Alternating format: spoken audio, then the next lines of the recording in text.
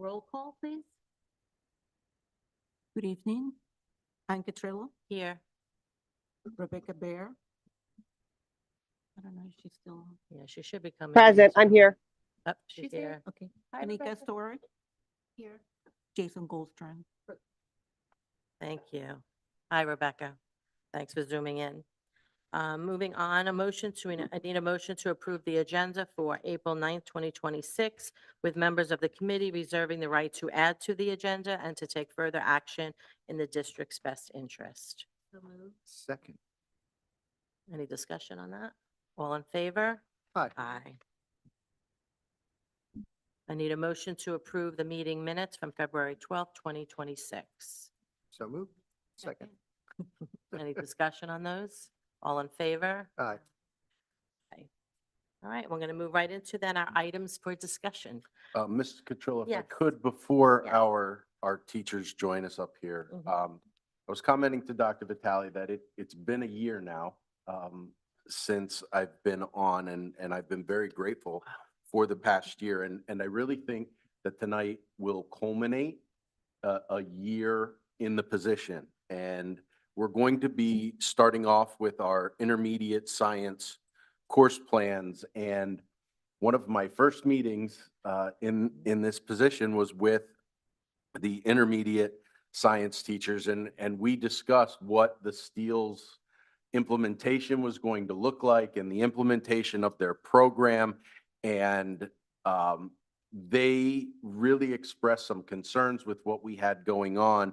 And here we are a year later, and we promised we weren't going to bring the course plans to EPR until they were done and done well. And we have them tonight. And then to follow that up with our English curriculum and course plans, our personal finance 2 curriculum framework, and our general science curriculum 1 year late. Mhm. But the Wow. hard work Yeah. that our teachers put in to truly understanding the curricular vision of the district, the work that they put in on behalf of their colleagues, and most importantly of our students, really needs to be commended. I cannot wait to see what our teachers have for us tonight, but I know that what you're going to see is outstanding work, and it really does give me a lot of optimism toward what our classes have for the future. Well, thank you for those words. You served pretty much half of my speech. I spent pretty much today really previewing all of the materials, and I was going to say thank you to all of our teachers who have, worked so diligently on this.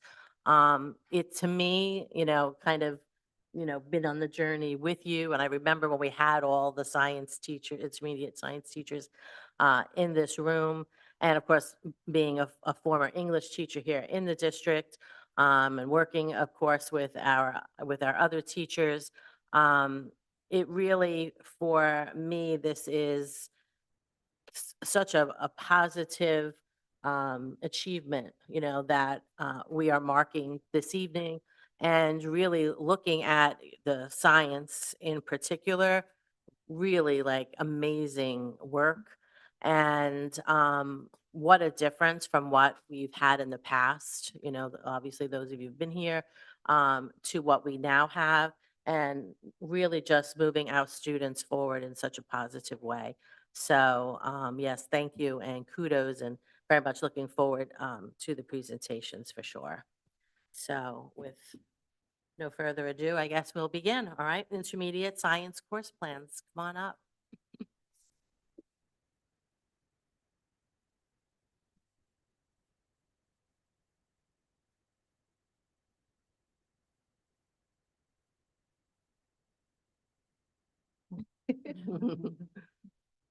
Thank you. Oh, thank Thank you so much. You can keep going. Yeah. I mean, I'm happy to take it. I just didn't want you to I'm be short happy on to- comment. Yep, I'm good. Well, then you can pass them back around. Then I would like.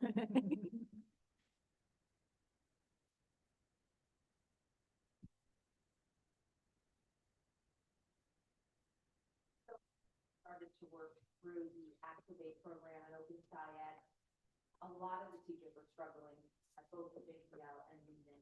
And we both, Nate and I, were looking and trying to figure certain things out.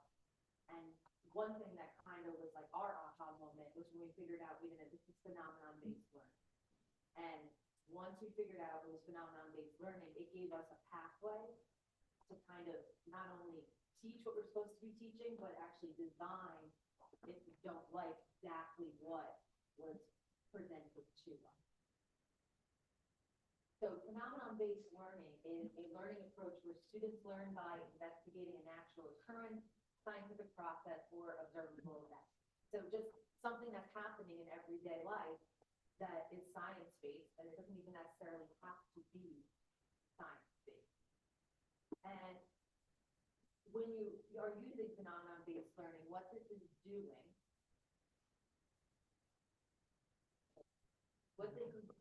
is giving a storyline or structure that students base their learning around. So the phenomenon itself should be authentic, and then you have authentic learning, so it's relevant to students. It's inquiry-based, so it's kids asking questions and you recording the questions, and that leads the direction of the learning.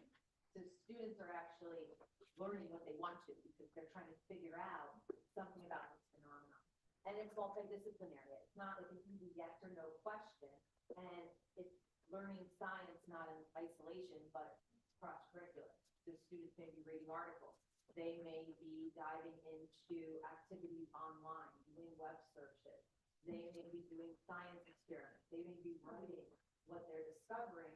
So they're using many skills within the science class.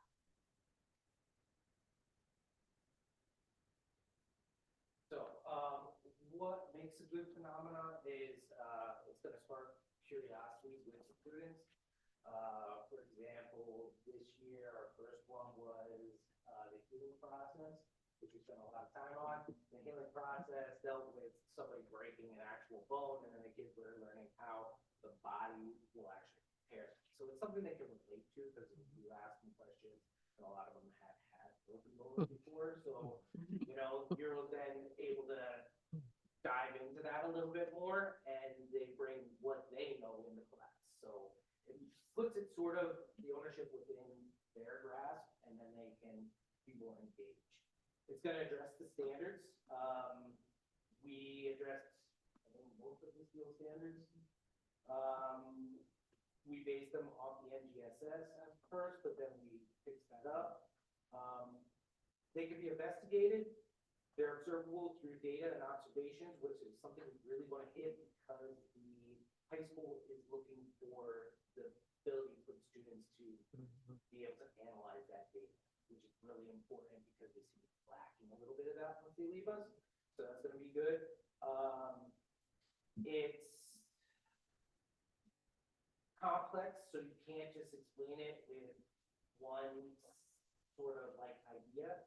So if we were talking about, again, that healing process, you bring in things like the immune system, the nervous system, all the different body systems to incorporate how that healing is going to occur. Then you could talk about things that happen in real life, where like you get MRIs and X-rays, what's happening there. So you're getting multiple avenues coming in to help them understand material.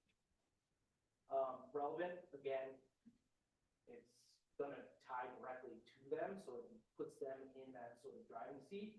And it's open-ended, so it's not simply yes or no.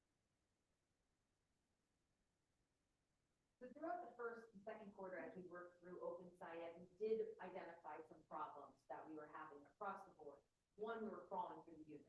That in January, we were still working through Unit 1. Not that the students weren't learning and getting great information, but I realized that if I continued at this pace, I would not have gotten as much as I needed to prepare them for high school. Many scaffolds were needed to help students be successful. This is brand new for students. They're not necessarily used to learning like this, and sometimes there's a little bit of frustration as they're learning because as teachers, we're not telling them the answers. They're going through activities to figure it out. And I remember one day one kid said to me, "Well, do you actually know the answer?" Figure it out. Just check it.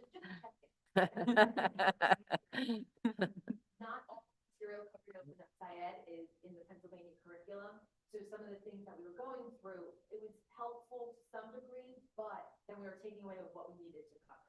Some phenomenons were not engaging for the student.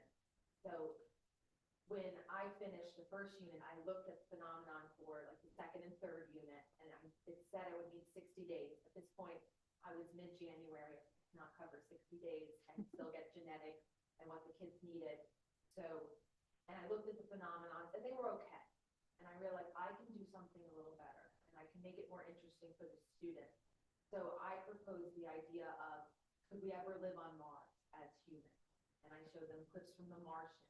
And they went through the entire process of phenomenon-based learning in about 4 weeks, as opposed to the 60 days.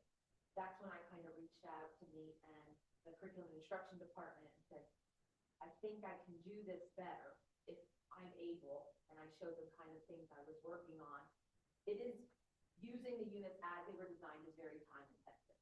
When the first couple months of school, I was going home and working till like 9 o'clock at night, trying to plan, make sure everything was ready for the next day. And I just kept telling myself, oh, we'll get better, we'll get better. But by October, I was like, this is not getting better, it's not getting easier. And I was going to trainings on the side, and the one trainer taught me how to read the teacher manual for Open SciEd. And I thought, why is there instructions on how to read the teacher manual? It didn't speed things up, but if I didn't go to that training, I would have never known. Not all investigations were working in the classroom, and some of the materials we were sent weren't working. So I was contacted by a 6th grade teacher, and she said, I put it in the heating, to heat the water, and it poured out my entire room. Oh, gee. What do I do? I was like, well, good work order information. Don't get through. So some of those things we're running into because they're all new materials for us. And then we thought we could do aspects of the units better. So we kind of met and focused on these 3 main things. So we needed to improve the elements, time spent on each unit. There was a lot of repetition. You kept asking the same questions over again, with slight variations. It didn't feel like the content was also getting integrated. So like you go over things, but you'd be missing major chunks of what they needed to learn. So they were prepared for the keystone. And the phenomena for some of the units were not included. So they needed to be switched. And we really focused our time on fixing most of those. The good thing is we still have the ability to use the one at prior if someone feels comfortable. So it's still there. You're still getting to the same point. You just might.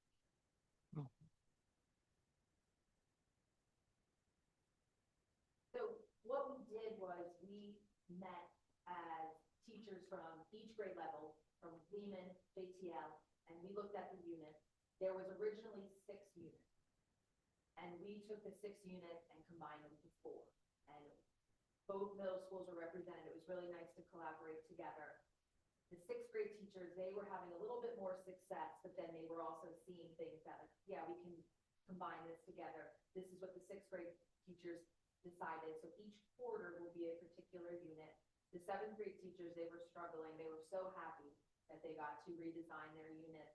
If you talk to a 7th grade teacher and ask them about Mount Everest, they said they felt PTSD from teaching. So they definitely did a redesign. And then as 8th grade teacher, we worked out these 4 units, and the cells and systems will deal with healing, matter cycling, which is photosynthesis, and metabolic reactions, respiration.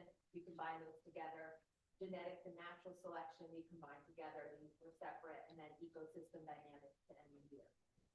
As a team, we thought this would be a lot easier for all the teachers at middle school and more engaging for the students.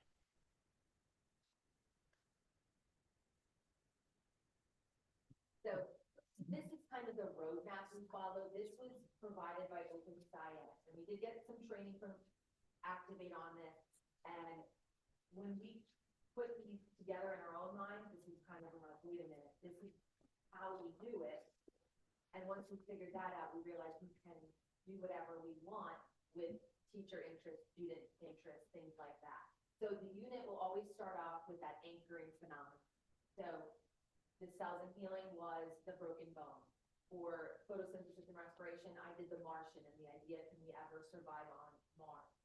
Once the students are introduced to the anchoring phenomenon, now everybody has a shared experience in that classroom. So we all have a talking point and something to refer back to. And I have found that the kids really do like the phenomenon. And they like starting out and discussing, and they do some model making, and they explain what they know about the phenomenon. After you have spent time going over the phenomenon, then there's a driving question board. This is where you have students come up with a question, say, what do we need to figure out to explain what's happening with this phenomenon? And as a teacher, then you know what they know, what they need to know, and it lets you know what direction to go. In between each step of this roadmap, there should be navigation, where you talk to the students about, okay, this is where we are we going next, and where are we now? So they're constantly going, okay, we've learned this, we still need to know this is what we know right now, how are we gonna get there? So they're working on that design process of the lesson. There's some type of investigation where the students are investigating the phenomenon. And it could be an article, it can be an experiment, a demonstration, a video, just depends on how the unit is designed. So one of the things the kids did with the cells and healing is they watched a video of a chicken wing, which they remember to be so weird for them. And they watched the chicken wing move, and somebody in the video moved it, and then somebody took a hammer and broke the chicken wing. Then they watched the broken chicken wing, and they compared and contrasted the structure and function and made predictions about what would happen with the bird with the broken chicken wing. And it was a great investigation that was very engaging for the kids. So something like that happens for each phenomenon. Then there's time for putting the pieces together, taking a break of investigation and questioning and saying, okay, what did we figure out and how does this relate to our phenomenon? And what this should lead to is problematizing, where the kids realize, well, we figured this part out, but there has to be more. And that's when, as a teacher, you can introduce another phenomenon to support or another scientific concept that they also need to figure out that original phenomenon. This is where that cross-curricular and interdisciplinary come in. And then once they have that problematizing routine, there's more investigation, more putting the pieces together, straight through to the end where their questions are answered. And then they feel confident in explaining what has happened. What was nice about Open Syed and Activate is they have these performance assessments. And as a teacher, you could decide how you want to implement them. And it was giving the students questions and scenarios. And then it really led great discussions with the students to show what they understood. And as a teacher, then you can kind of ask questions and lead them to the content. Where I remember I completed one and I said to the kids, like, look how far you got. Yeah, we learned a lot. I said, from day one to now, you absolutely did, and now you have proof of it. And those are really good experiences, and it was nice having that time with the kids and going through the routine. And I feel, though, with the right phenomenon, as a teacher, you just get that freedom to really engage your students.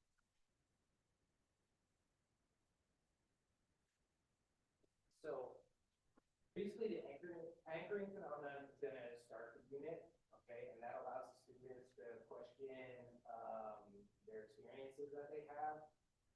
So they can communicate with each other, and that's when you have sort of like small groups where they get more discussion time in, and then they come up with what they're going to be using to help describe what they actually saw. Navigating is going to help to connect the phenomenon, link learning across all the activities, and then you're going to have another discussion on how you actually got there.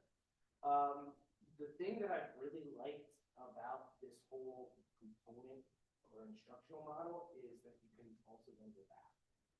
So you have that nice path to follow, but you know, if they are struggling, you can go back to give them a different phenomenon which basically fits within that mold of what you're doing, and you can give them a scaffold essentially to get to the point that you get. When they investigate, they're going to gather additional information, and that's when that analysis part comes in. I found that with investigation, you can also supplement in some of the things like the gizmos for additional data analysis, which is really nice.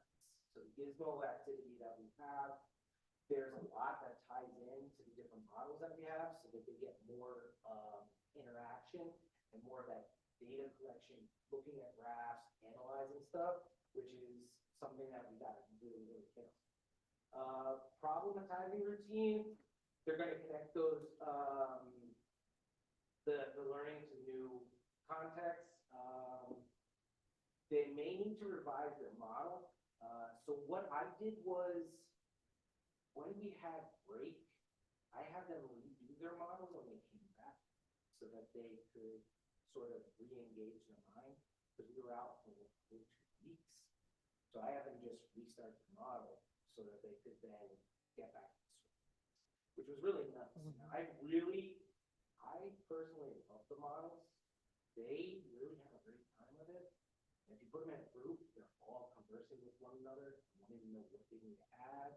And it's a really good activity to start, looking at these things. And then finally, once you're all wrapped up, you have them reflect on what they learned. And I just wrapped up my reflection with the healing process. And it's a year almost to spend on this thing. And I had them remodel everything and explain what would happen if we had a compound fracture, and they did that. So they, really are diving into stuff and understanding it and getting some information It's great. from their content. Thank you. So as we decided to redesign some of the phenomenon, we wanted to make sure that we had the components that were needed so that it still was phenomenon-based learning and it was still modeling some of the thing that OpenSciEd had. Because OpenSciEd had great setups for some of the phenomena, but not all. We just wanted what was best for our students. So as we started to make the course plan, we talked about what the components were. So we knew there had to be time for modeling, where after they're introduced to the phenomena, they model their understanding. And their initial models are just what they think. And sometimes we see some challenges. Students are like, well, is this right? Well, I guess we'll find out. And it's a new way for them to learn. They're getting much better with it. And today we did our 3rd model of the year, and they had all these ideas. And that's such a great idea. And nobody even asked me, is it correct? Well, that's progress. And it's just students making their understanding visible. And what's nice about one of the things we did with the models, with the photosynthesis and respiration unit, my students used Minecraft and created their 3D models of what it would look like to live on Mars. And every time we hold a meeting, they're always asking me, are you going to tell them about Minecraft? I told everybody about Minecraft. Okay, just make sure you tell them. I will. They want Minecraft in all classes. I can't promise that. It was just such a great experience and collaborated with Mr. Martin. And I saw things from students that I never thought I would see. And I remember just watching them create these models in awe. And I was asking kids questions after questions after questions. And I said to one student, do you just want me to leave you alone? Yes.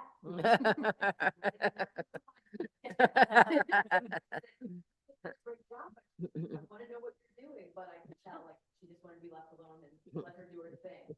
There needs to be notice and wonder charts. So these are used during the anchoring phenomenon, sometimes during problematizing.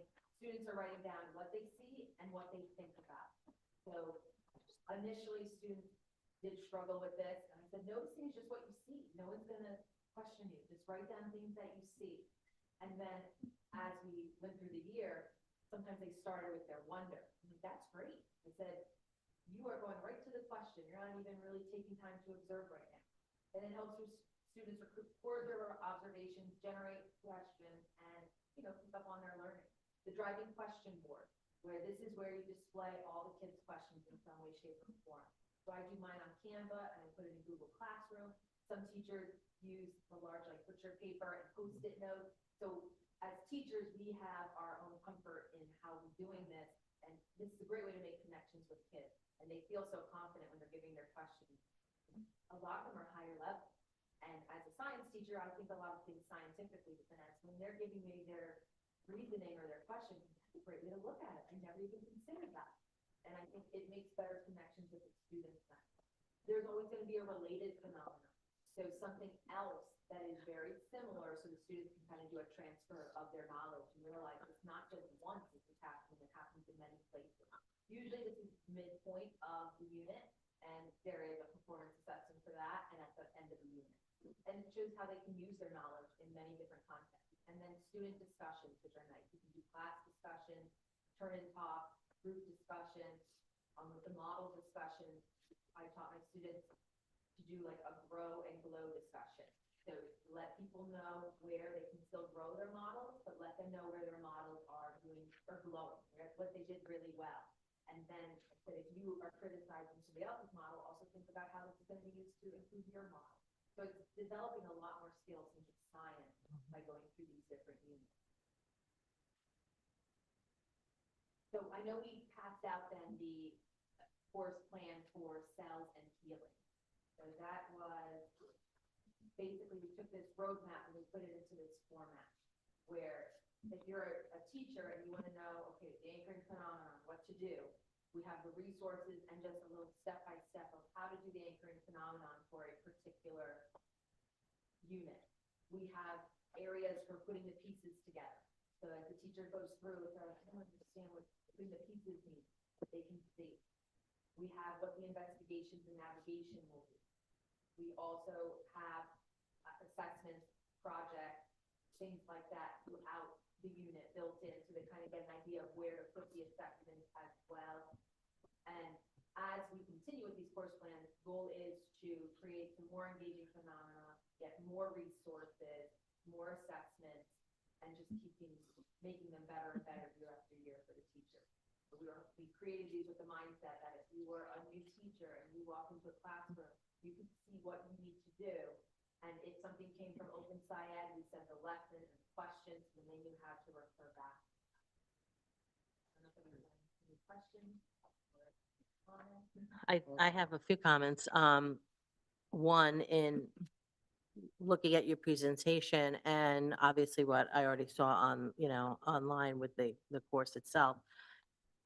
One, I think the program slash text, you've been talking about are excellent resources. I mean, when I opened up a couple, and I know there were a couple of things I couldn't view and I sat down and you all got back to me immediately, so thank you. But what was really nice about it is it made me first look at the materials, obviously that were selected and really how wonderful and top notch they are. But secondarily, obviously all the pieces that I asked for were your own homemade, teacher-made materials. And to see how well they really fit in and made it, more personal and the way we operate as teachers, and you both said that from the beginning, like you looked at something and you knew like this was going to work or it wasn't going to, and so you switched it up, you made your own materials.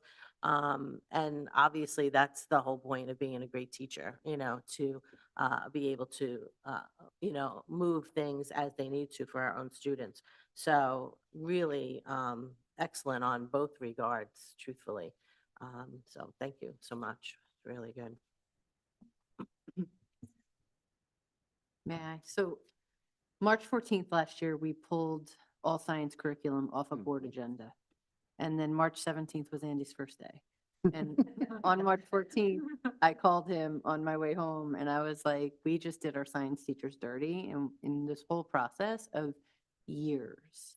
And then shortly after we met with you guys and we asked you, one, we apologized, but also we asked you to trust us.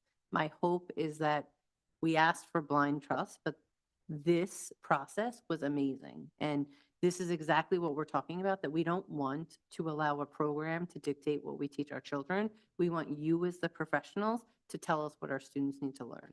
So thank you for investing, and honestly, thank you for sticking with the process and allowing 2 new people and 2 new faces and giving us that blind trust and just staying with it, because this is really something to be proud of. So thank you. Thank you. Appreciate the freedom. Nate and I worked together for years. This was the best. I just said to him, Do you think last year at this point we'd be here? No. Mhm. I was very grateful just for the opportunity to have freedom to design. And I hope people who are listening, if not now, but, they kind of, people go back later and watch, all of this. One of the comments that you made was, and I was up to 9 o'clock at night, and I did that again, and I did that again, and I did that again. And only people who either are educators or really know educators understand that kind of time and life commitment. I always say that teaching is a vocation, more so than, just a profession. And, and I think that's what you've demonstrated here. And I truly appreciate that. Thank you.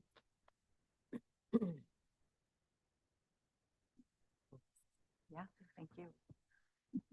All right. So that was, and now we're moving on to the curriculum framework, first reading. Ms. Palmetto, I don't know if you wanted to introduce that before Yes, we please. move on, to each. Manuel, can you put the same presentation back up?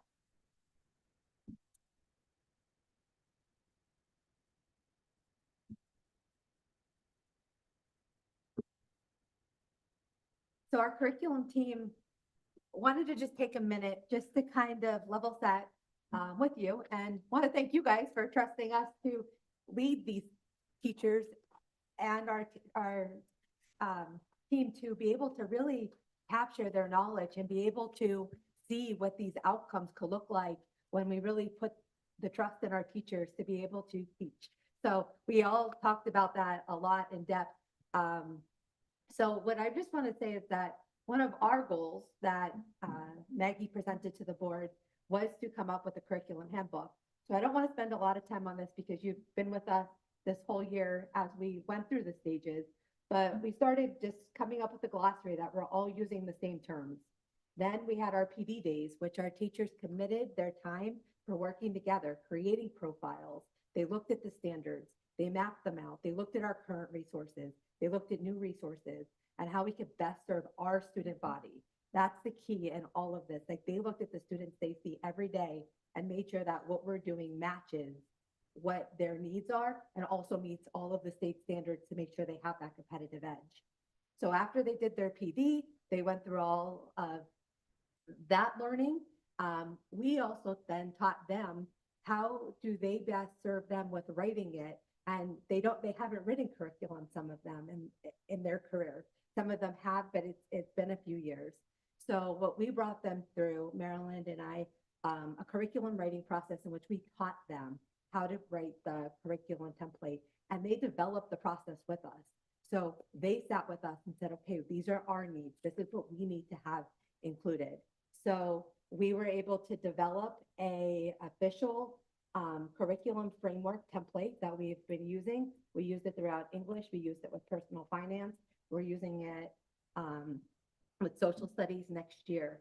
You will constantly see curriculum framework in the same fashion that you're seeing English and personal finance today moving forward. Then we also went through, and this is the part that's really exciting, is how the curriculum plans really match the needs of the different teachers. So this froze, but as you could see, as we go through, we have our science curriculum template in which has the cross-cutting standards. It talks a lot about labs and all of the content that they need to teach their students. But then you look at the English that you're going to see from Amanda and Danielle, and it highlights all of the key components of the English curriculum and why it is so complex and hard to put into one document. So you see the same, our users, our public, the board, our teachers, everything is in one template, but we're able to meet the needs of their teachers. And each department and this ninth grade team was integral in creating that template that the entire department used. And we're doing the intermediate, and they're finding it so beneficial that they're able to put what they do into writing. And we keep hearing, this is great, here's our unit plan, this will be really helpful. I'm really excited for this summer to be able to launch this for next year because I know what I'm doing. So we really are excited with our product that we're presenting to you. And we can't thank the teachers enough for their support and their knowledge to help us get what we're going to eventually present to you at the end as our official ESASD handbook. So without any further ado, we would like to call up our English 9 team, and they are going to present to you what the first look is for our curriculum.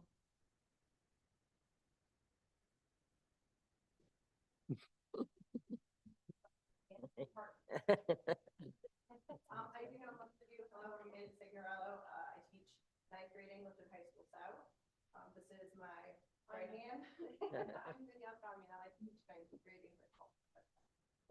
Okay, so our idea was what we didn't love about the previous curriculum was that everything was so, I don't know, isolated. So we wanted a fully integrated curriculum because we would have like a vocab unit, a grammar unit, a literature unit, a writing unit, and that's really not how English operates. So we wanted to rewrite this so that everything was fully integrated, so that a new teacher coming in could look at our curriculum, look at our course plans and say like, okay, I understand how I have to teach, when I have to teach each of these different components of the curriculum. 9th grade is a genre study course. So that was really like the focus of what we were looking at. We wanted to add diversity of different types of text. We wanted to add diversity in our authors and our content. And we really wanted to not get rid of all of our classic literature because, you know, they are important, but we wanted to also add more modern texts to the curriculum. So we sort of came up with what we were seeing a lot at NCTE with this pair text idea where we pair classic literature with modern text.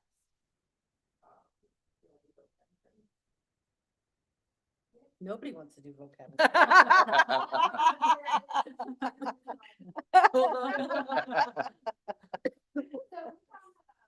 The way grammar and vocab had been in our previous curriculums was not meeting the needs of a modern student. Being taught in isolation without context was just not functioning or productive for a majority of the students we were seeing. So we wanted to make grammar and vocab integrated into the unit, and you'll see that in our course planning. So all of the grammar will be still at an SAT rigor, but it will be words that come from the text that they're reading instead of just the textbook. So yes, they're still learning, they're still memorizing, they're still applying vocab in the same way, but they're seeing it like in real time in the books that they're reading. We wanted real acquisition of vocabulary as opposed to just, I'm going to memorize this for 5 minutes and bring it on the test and then forget those words ever exist. Exactly. And it teaches them context skills and how to identify the meaning of words they don't know without just having to memorize something. So we did the same thing with grammar, except instead of like pairing it into the reading, it's paired into our writing assignment. So they'll be doing the grammar skills when they're learning their writing skills. So it'll be a fully integrated portion of the unit, and that's why we are, if you're looking through our curriculum, you won't see grammar and vocabulary as separate units, but instead a segment of each of those literature. So 9th grade is going to be 3 main units. It's a short story unit, it's a novel unit, and a drama unit. It's pretty much the same across the board for the short story unit in applied, honors, and CP, except honors will be reading additional short stories. We put a lot of choice in that unit so that depending on time and schedule changes or whatever is going to happen, or whatever is going to meet the interests of those kids that you have in front of you that particular semester. Or even the needs of the teacher. If you have a new teacher and they're like, I know this one short story that's great because they're strong in that as a new teacher and that's something you can work with. So we felt that having a lot of choice options in that unit would benefit the teachers, would benefit the students, and we could really, yes, and then the students aren't always telling each other what happens in the stories, and it allows us to keep engagement that way. And then for our novel units, we went with the choice option again for CP and applied. They're different choices because they are, we looked at the Lexile and what would be more readily, what are we looking for?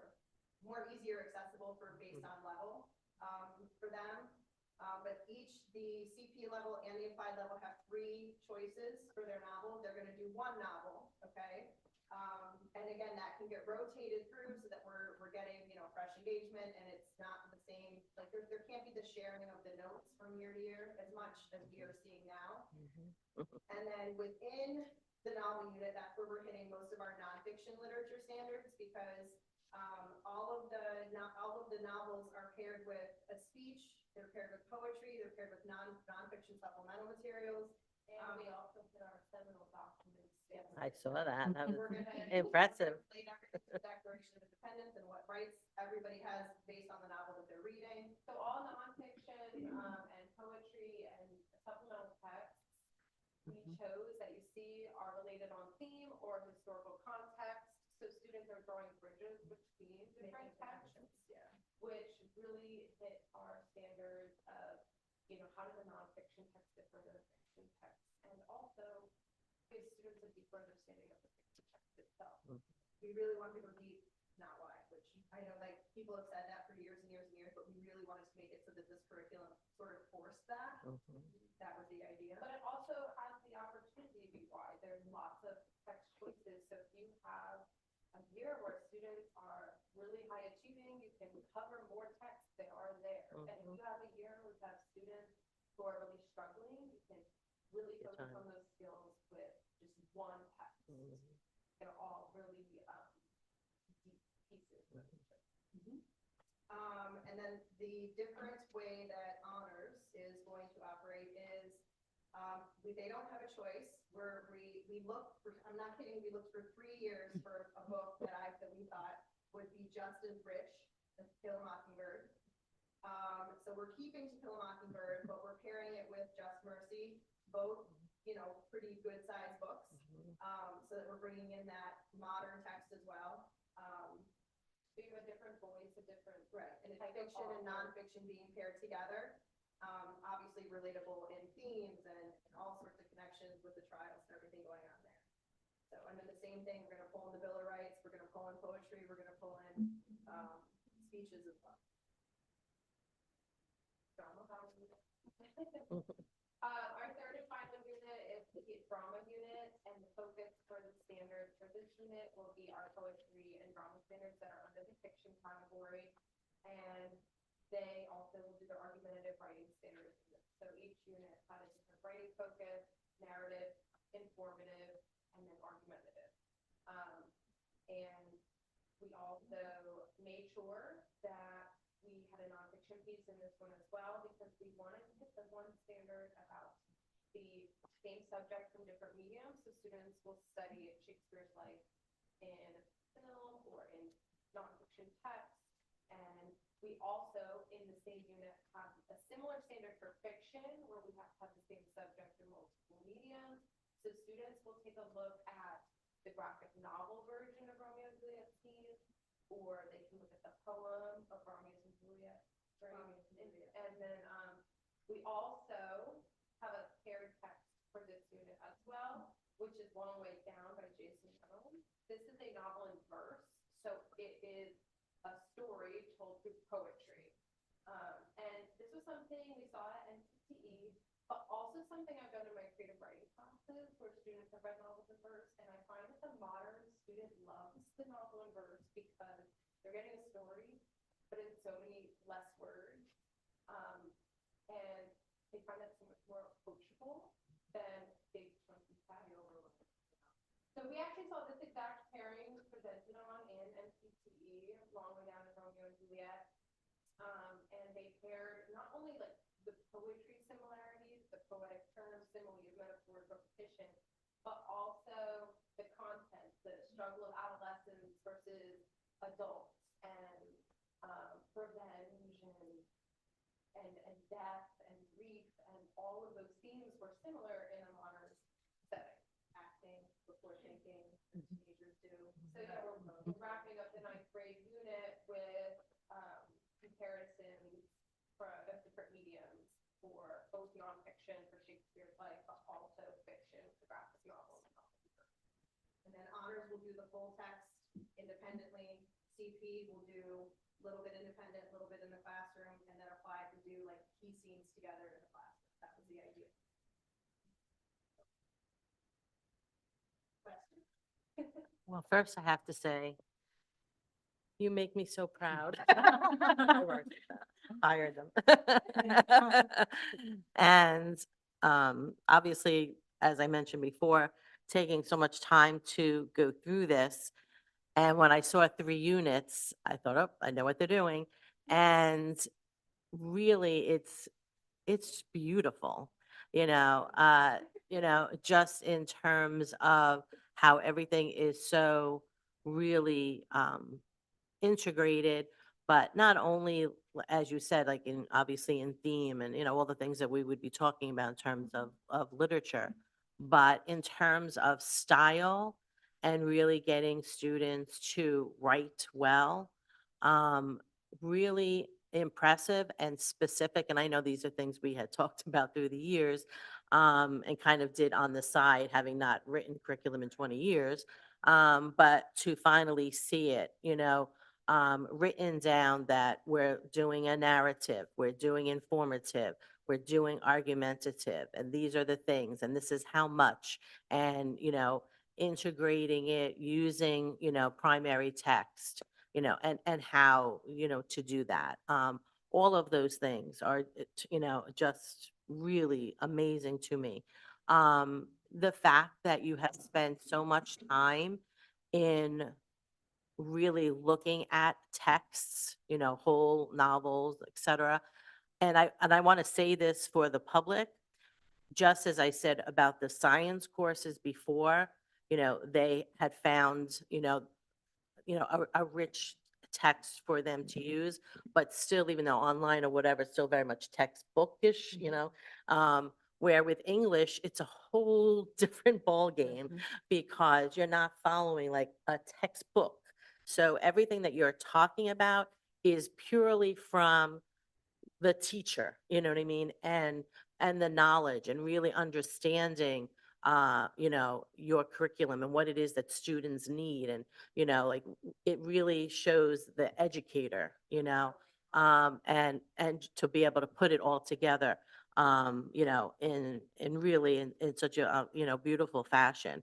Um, and the only comment I'm going to make, and it's not even a negative comment, but it's something that I know we have to add to it, and I had mentioned it to Ms. Palmount in the beginning, is in the scope and sequence, especially for new teachers, because because we have the 3 units and it is so much integrated, we need to be able to say like how many days, like we've talked about how many instructional days, hours, I know we've talked about that because I see it in everywhere else. So I mean, I know it's something we just have to put in.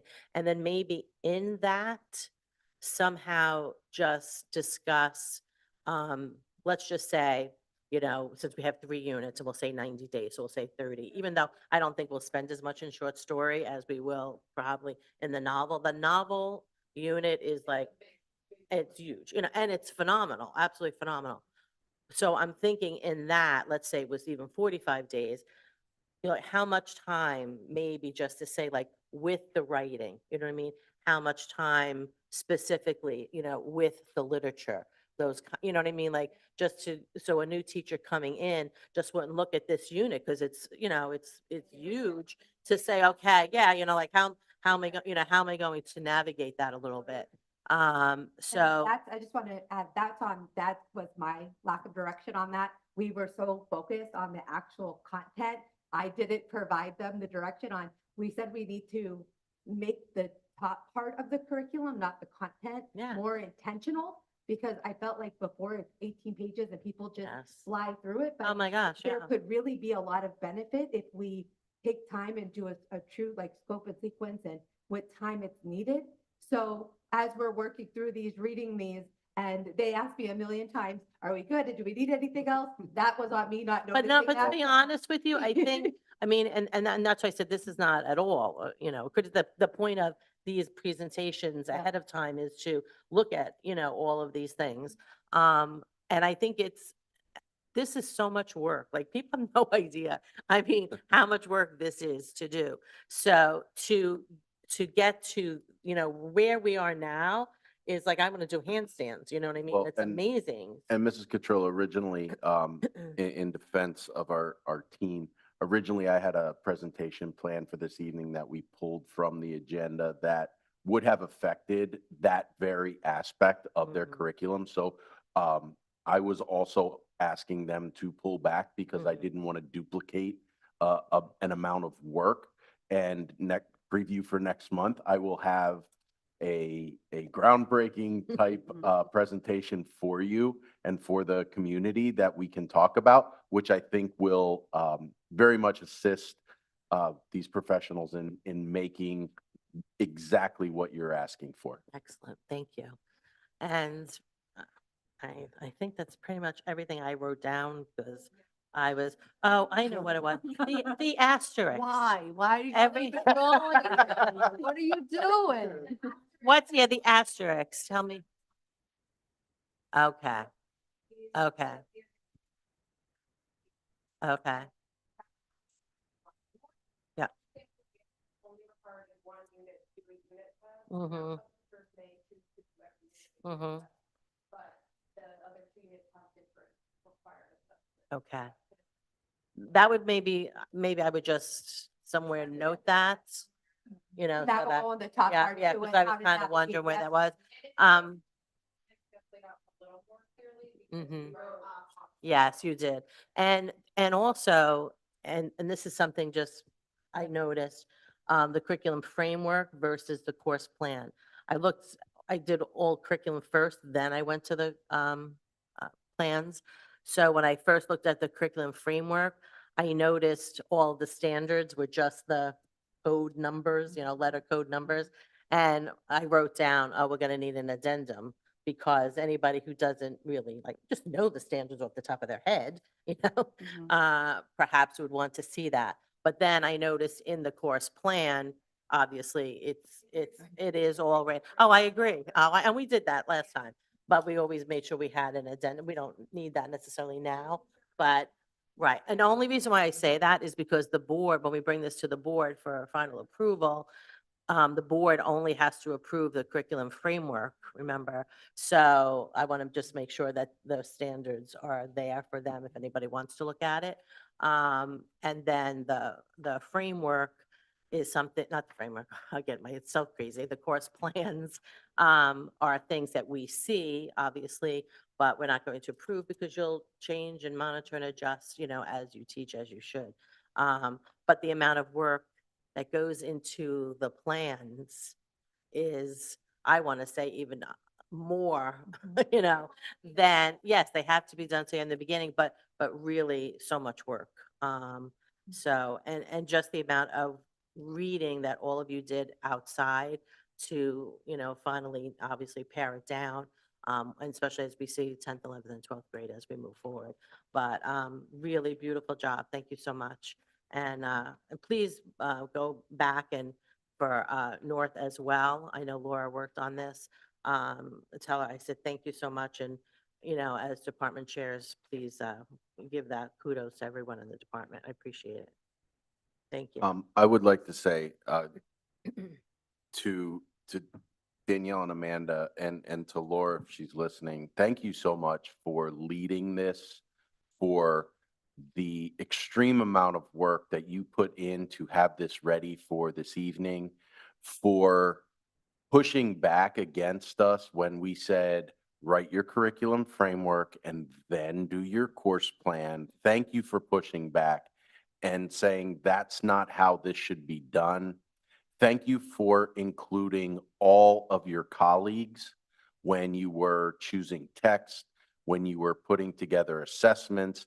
Thank you for listening to an old social studies teacher when he mentioned something about TED Talks and things that are happening. Thank you so much for that attention to detail that went into this document. It is so appreciated, and this is absolutely Class A work.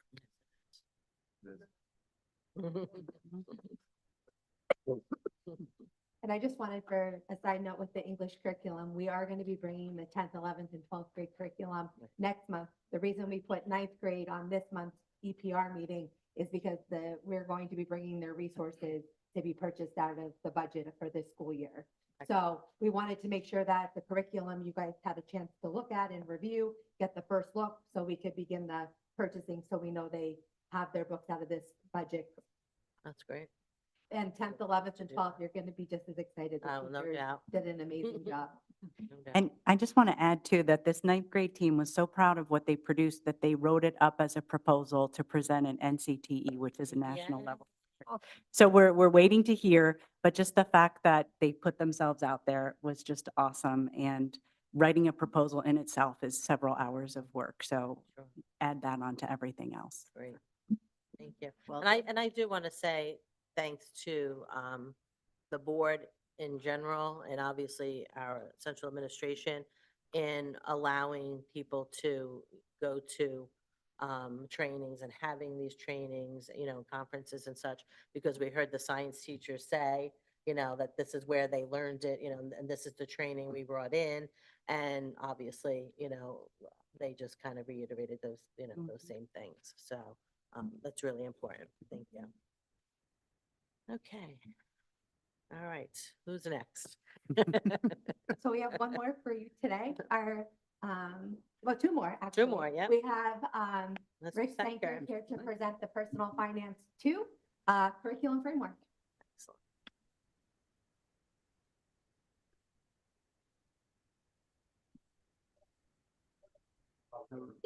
Good, right? Well,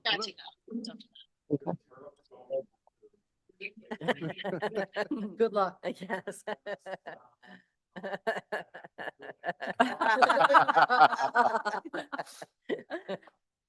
Business at North and South last year came to EPR and came with a proposal to teach the CEW standards and teach into that, which this year we have done.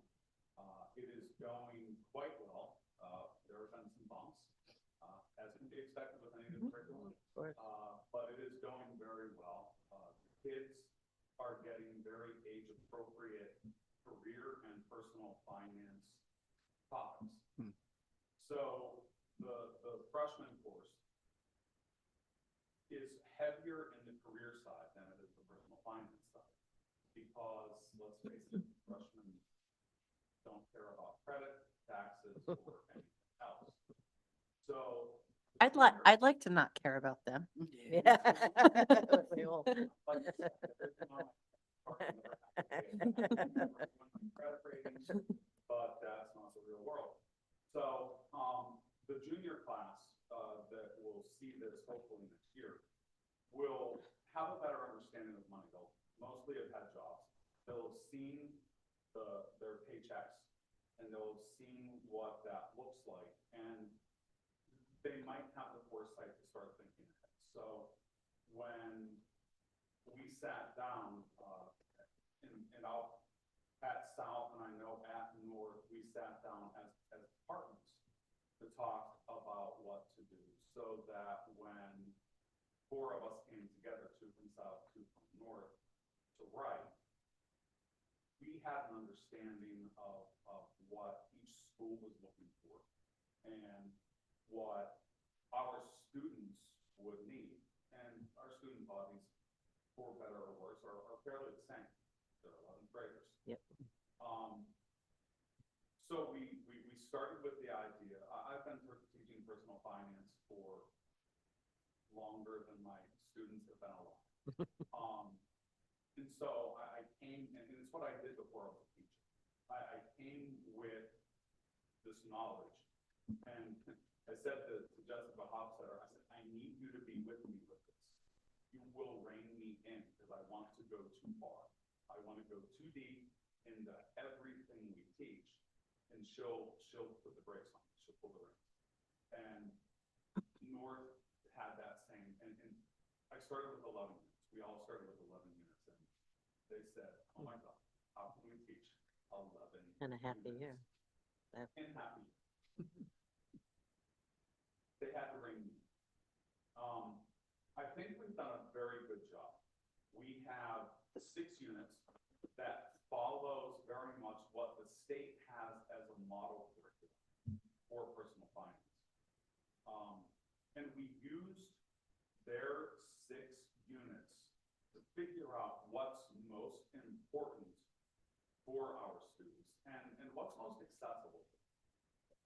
lot of things that we could teach in personal finance that just will not be very accessible for them.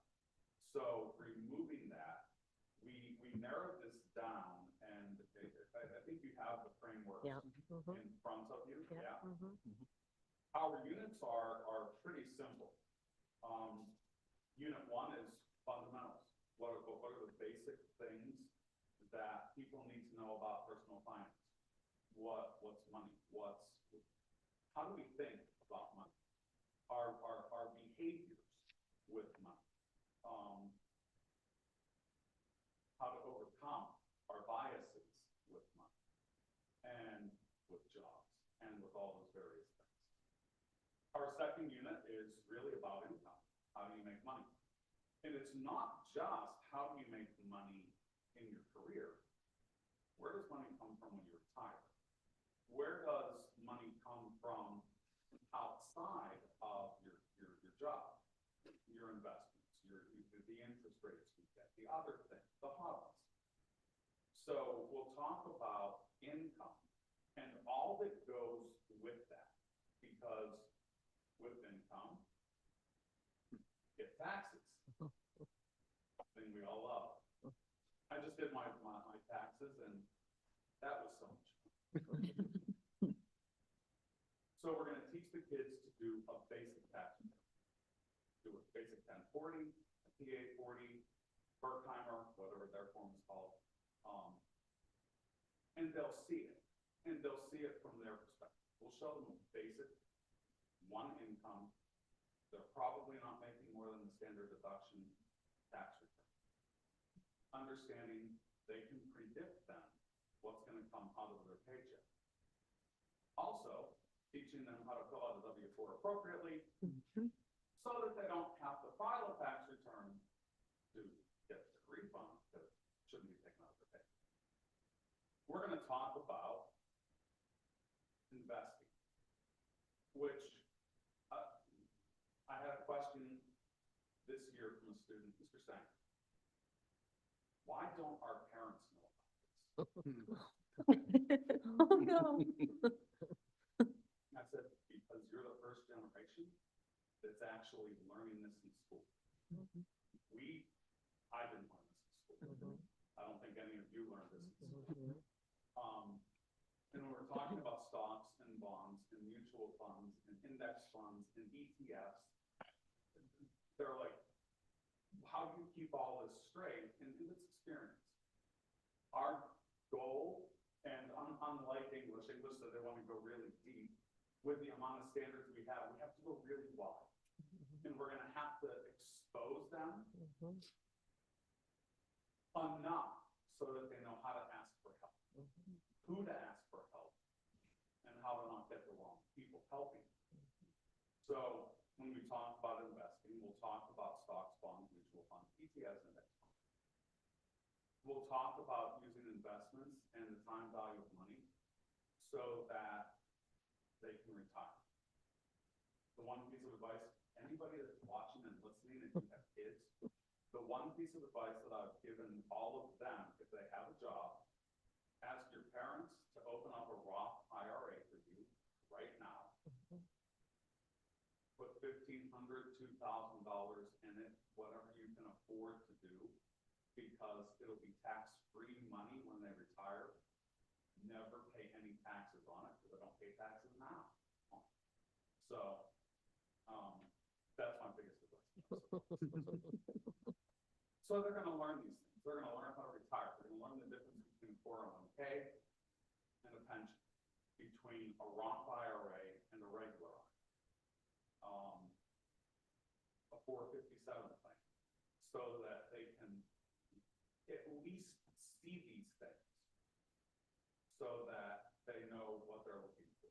From there, we're going to teach credit, because everybody thinks that having that plastic card in the wallet, free money. And spend this now, and I don't have to worry about how much it's going to cost me later. And that's just not always true. Teaching them how to spend little bits, what's manageable, pay it off, don't pay interest, how to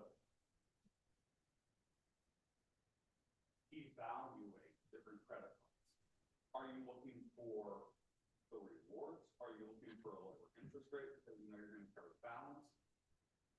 Are you looking for a longer grace period because, you know, you might need a little longer to make your minimum payment? What are all the various things? How many fees are you gonna pay? So we're gonna talk about all these kinds of things. And we've looked at this from and the high end. And at the high end, for our honor students, we are going to have them create a comprehensive financial plan. It's going to include everything we're going to talk about. And you're really, we're talking about scope and sequence. As we were discussing this, and it's something we haven't put our plan together, but we all realize the only thing we need to do is start with fundamentals. After that, it's all connected. When you talk about insurance, you're talking about retirement and estate planning. When you talk about insurance, you're talking about affording healthcare. When you talk about taxes, you are talking about estate planning, and you're talking about healthcare. And when you talk about retirement plans, you're talking about investments and taxes and income and insurance. It's so interwoven, all of it, that a teacher could jump around in units if they so want. And we found this phenomenal resource. I don't know if you clicked on the links to go see NGPF. That was one of my questions. I was wondering if that was those activities that are NGPF, if that was separate, or were they part of the personal finance literacy fourth edition book? Like, I wasn't sure. They are not Where? the book. Okay. That is something completely different. We want the book, and I think when we were talking, we said each school really all we need is one classroom set. We don't need everybody to have classroom set because most of this isn't going to be taught from a book anyways. The problem with personal finance books is in 2 years they're outdated. When they talk about taxes, they're outdated in 1 year. That's why I had that question. So what is the NGPF like? Next gen personal finance. Right, but I mean, where is that, is it just a online It is, yes, resource? online. Okay. A gentleman, I forget what his name is, who made hundreds of millions of dollars shredding documents. Thought personal finance was important, and he endowed this organization to constantly update. That's what I meant. That was, yeah, I mean, I knew the name of it, but I wasn't sure, like, kind of where it came from, so to speak. So they have been Thank you. endowed, and they're not going to anytime soon. They curate a whole bunch of lessons, and all of their lessons are absolute. They encourage you to take their name off of it Mhm. and to modify it for your own needs. And they've got semester, full year, trimester. They've got 3 different models for you to use. It is a way to keep everybody kind of moving in the same direction. Not everybody is going to use it exclusively. Not anybody should use it exclusively. It allows us to give students different experiences. There's videos, there's spreadsheets, there's articles, there's just content lecture. There's a multitude of different types of delivery so that we can get to all of this. Do you need to continue going through the curriculum? Nope. Finish with the rest of the units? Because I will if you want. No, I love. I read them, so I'm good. Where is this coming to? That I didn't see. I mean, and I see you say, it says unit, I can't say if that's a Unit 0. 0 or a Q. You- That's what I was- Unit 0, it's unit 0 because it's something we have to intertwine throughout the course. Writing a comprehensive financial plan when they are, and I think our vision, the way we were talking about this was, put yourself at 30 years old in your career. What does your life look like? They're going to choose their own career. They're going to choose where they live. If they're married, how many whole children they have, because we're not going to worry about the partial children they might have. And then from there, what's your plan? How are you saving for your children's education? Where's the 529? How are you saving for your retirement? How are you building your 6 to 9 months of emergency fund? How are you doing all these competing goals? Well, then the easy way to do that is, since obviously it's going to be integrated, is to just take that and put it on your assessment option in each of your units. You know what I mean? And what section you're going to do? In the That's- honors version, I do believe it is, but that's the honors piece, Okay. okay? That's Okay, going everybody above should and beyond, that. Now, I think we'll probably do a watered down version of it in the CP, because I think there's merit, but I don't think it'll be nearly as in-depth or nearly as analytical to talk about how are you coming up with an amount of life insurance, you know, because they're gonna choose an amount of life insurance. Why is that the amount? If in CP they say this is the amount of life insurance, okay, they're thinking about it. In honors, why? Mhm. Yep, that's good. Why this amount of car insurance? How do you get car insurance? And why is your credit score important for car insurance? And why is grades important for car insurance?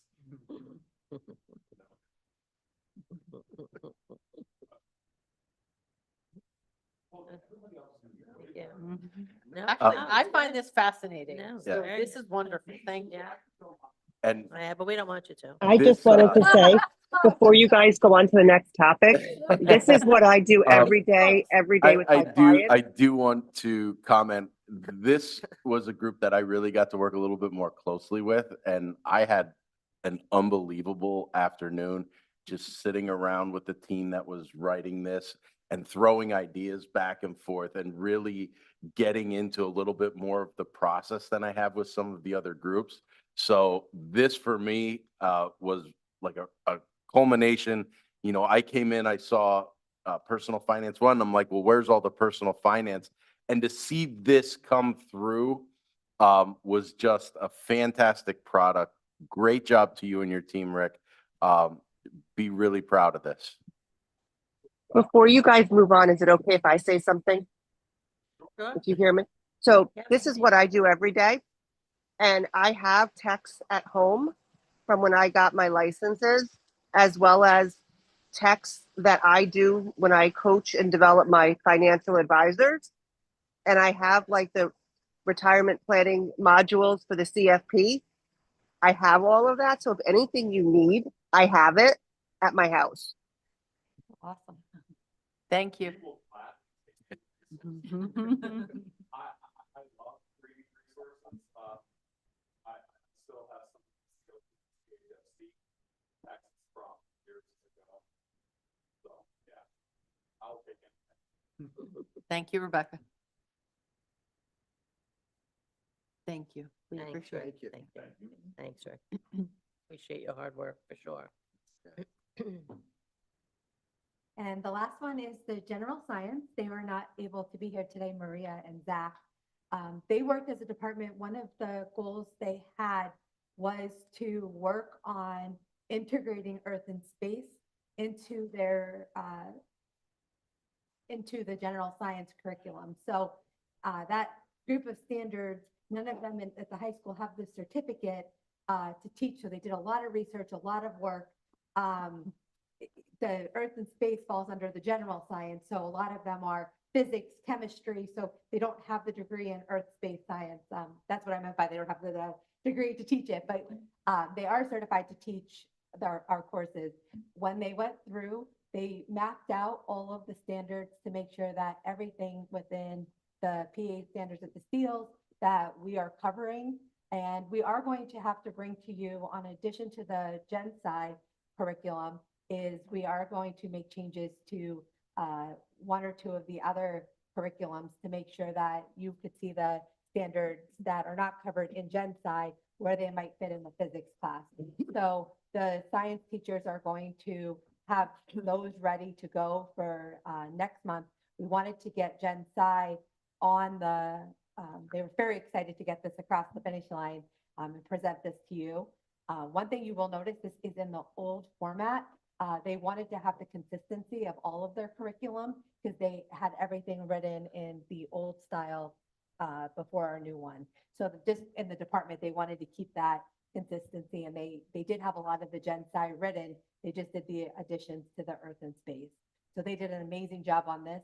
When they worked together, one of the things I want to highlight, and Marilyn can attest to this, we had our department chairs and our ninth grade writers sitting collaboratively with our intermediate teams and seeing their collaboration and seeing how they are working together to be able to truly have the kids have that continuum of learning was phenomenal.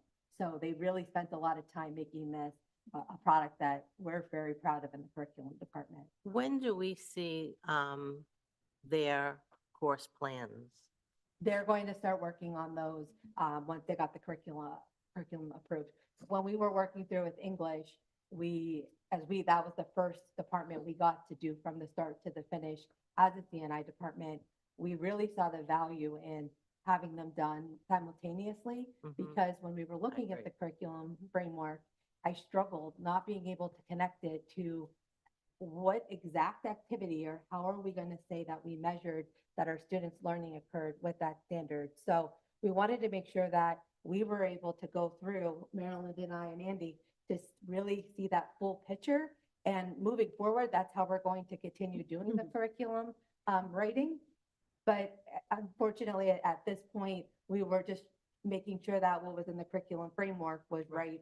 And then we're going to Yeah, it was already started. I mean, I Yeah. get that. That's why I was curious, especially because it's written in the old format. Do you know what I mean? So to see how that's going to kind of transpose, if you will, into the actual plans themselves. And I do just have some, general comment. Is there not a textbook for? They're not using a textbook because where they struggled was finding a textbook that met all of their needs of their content.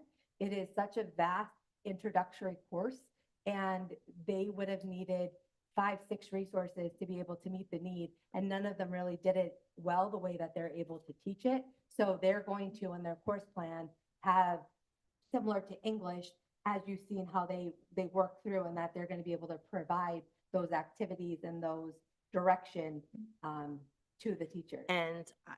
And I don't have an issue with that per se, but I have a little bit of a concern because, like, for example, just looking at Unit 1, Nature of Science and Measurement, under the materials, resources, they have textbook. Okay, well, we don't have a textbook, so why do we have a textbook written? And if you look under materials and activities, under every unit, it's exactly the same. Like, it's just a definition of what direct instruction is, what collaborative instruction is, what independent instruction is. And the resources are, are just kind of lists. So if we as board members are looking at the curriculum and really the only thing that we are quote unquote concerned about are the information that's going out to students, there is nowhere in this curriculum where I have access to what that text material is that's going out to students. That's my concern. If another board member asks me that, as chair, I don't have an answer to that. Like, I have the standard, obviously, you know what I mean? And what the objective is, or 2 objectives that are for each unit, but that's, and that's why I asked that question. I wasn't, when I read it at home, I was thinking, okay, I feel like I'm missing something, and I wasn't exactly sure. And that's why I asked about the course, the plan, but the plan we don't, approve. So I just, that's all. And I the don't know group, the answer. I don't know. no, the and answer. the group was working very closely with Open SciEd, and I will say that they went through, and there were a lot of gaps last year in the overall science Okay. standards. And this was the course that I refused to let come to the board. So with the writing of this and with seeing the focus to detail in making sure that every single standard between 9th and 12th grade now is available to our students, and going back in to curricula that they have already had approved to show that they are also covering standards that they had overlooked. It shows how they've grown as educators and understanding what was going into this course. And they went through and found units in Open SciEd that will fit directly into what they are looking to teach, that is really going to drive those standards home for our students. And I agree wholeheartedly, because when we talked about that, that's when we, you really realized that the standards were missing and why this had to be done. And when I look at the 10 units, obviously they know what they're talking about, because the unit is identifying what the material Mhm. is. It's just that Yeah, and I think material you'll see. itself is not here. And That's- I'll reach out and Okay. have them, if they can give us a little bit more specifics on the actual framework before we do the final approval for next month. And then, because they are laid out in those course plans, but I understand the need to have them on here. So I will definitely reach out and just to because clarify. all the other ones are so, Yep. Obviously very specific as to the materials that are being used, that this to me is, I don't want to say an eyesore, but you know what I mean? Like it's different obviously than the rest, but I understand why, because it was the way it was done previously. Yeah, we You just know didn't what want I to have mean? them Yeah, I get duplicate that. all of their work get and that. start from Yeah, and I don't, absolute and that's what I'm scratch. saying, and I don't have an issue with that, but I Yeah. just think somehow that Yep. needs to be addressed. No, that's clear. If another board member. No problem. Sees that. Anything else, guys? No. Okay. All right, I think that was the last one, right? And I Uh, respectfully ask to change the agenda a little bit, the order, so that Sure. Dr. Mayers can go. Sure. Mhm. No problem. All right, Do you mind just? so that's, She has we're to gonna go. move on to letter E, the Osaka instructional delivery. Yeah. Yep. Come on up. There you go. No worries, I would too.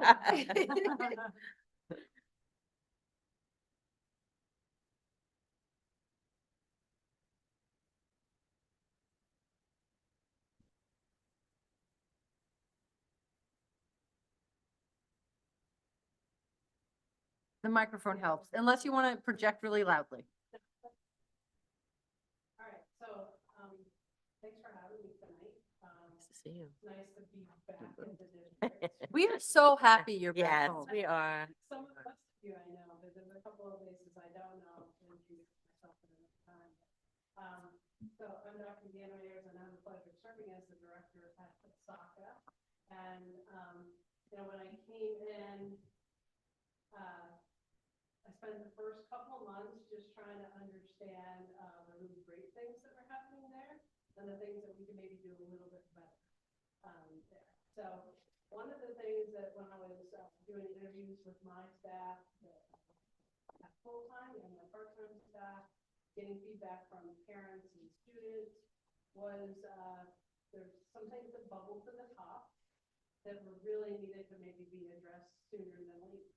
And one of those things was the curriculum we were using at Osaka and the system that we were using at Osaka. So then I put together in November, we started meeting as an Osaka improvement team. I'm going to do this out of order probably. Too small for you to really see all We that. have it on our, Yeah. yeah.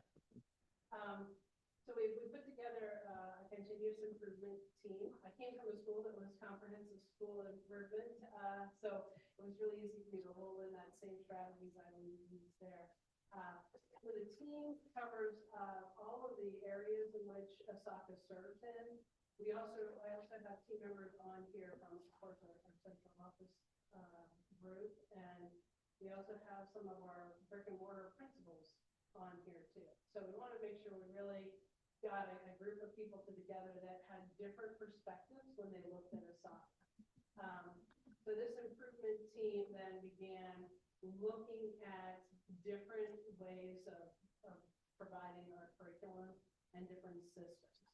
So, yes.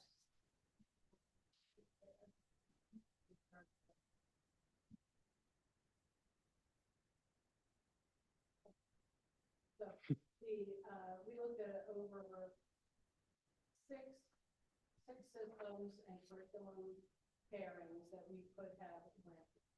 And so tonight I'm going to really show you the one that I think we would like to adopt for the next school year. So let me just back up a minute to just give you a little bit of what has happened this year since I've been here. We've made some minor changes of things I couldn't rest and let continue. One of the things I've learned is I've been doing online learning for 18 years now. I can't believe it's been that long, but it has been. You started when you were 12. I was 10. And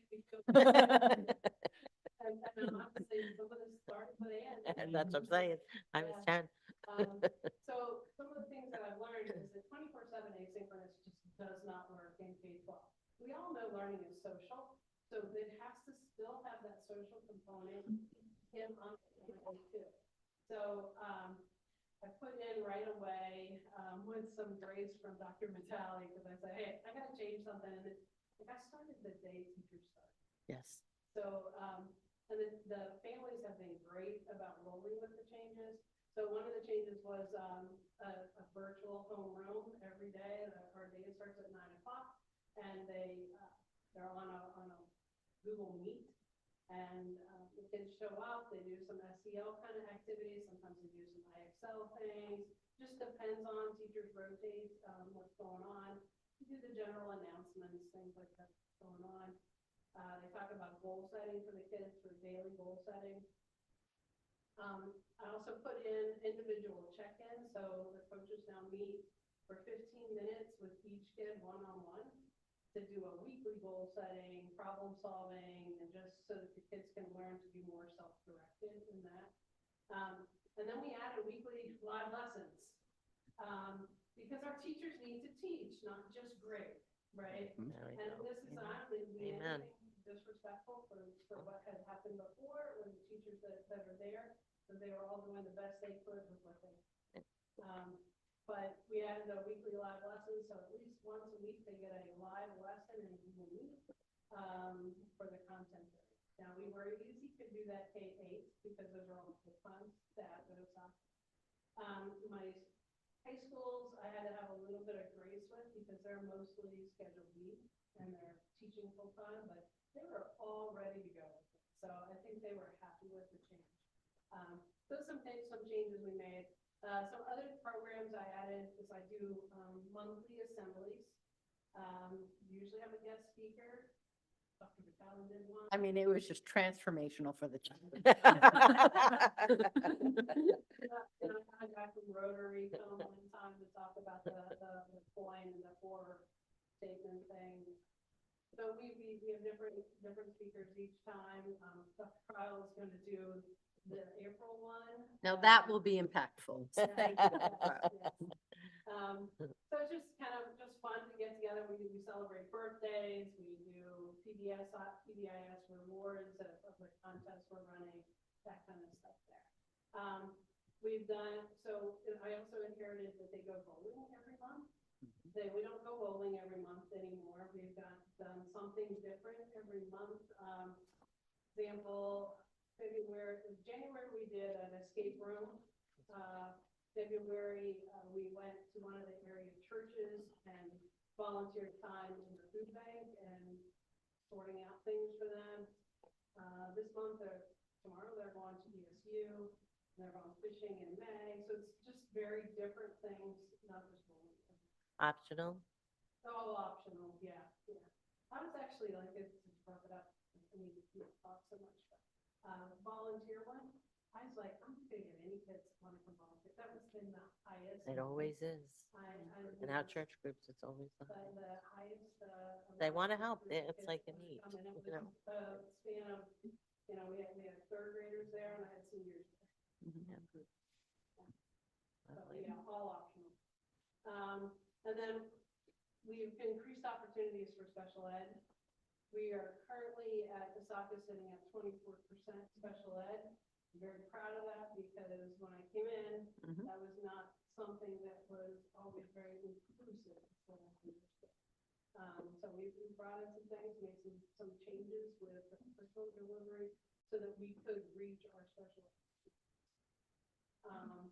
And then I just gave you a little graph. I do that data every morning to kind of know what number we're at. We're sitting at 322 kids right now. Great. And our general rate.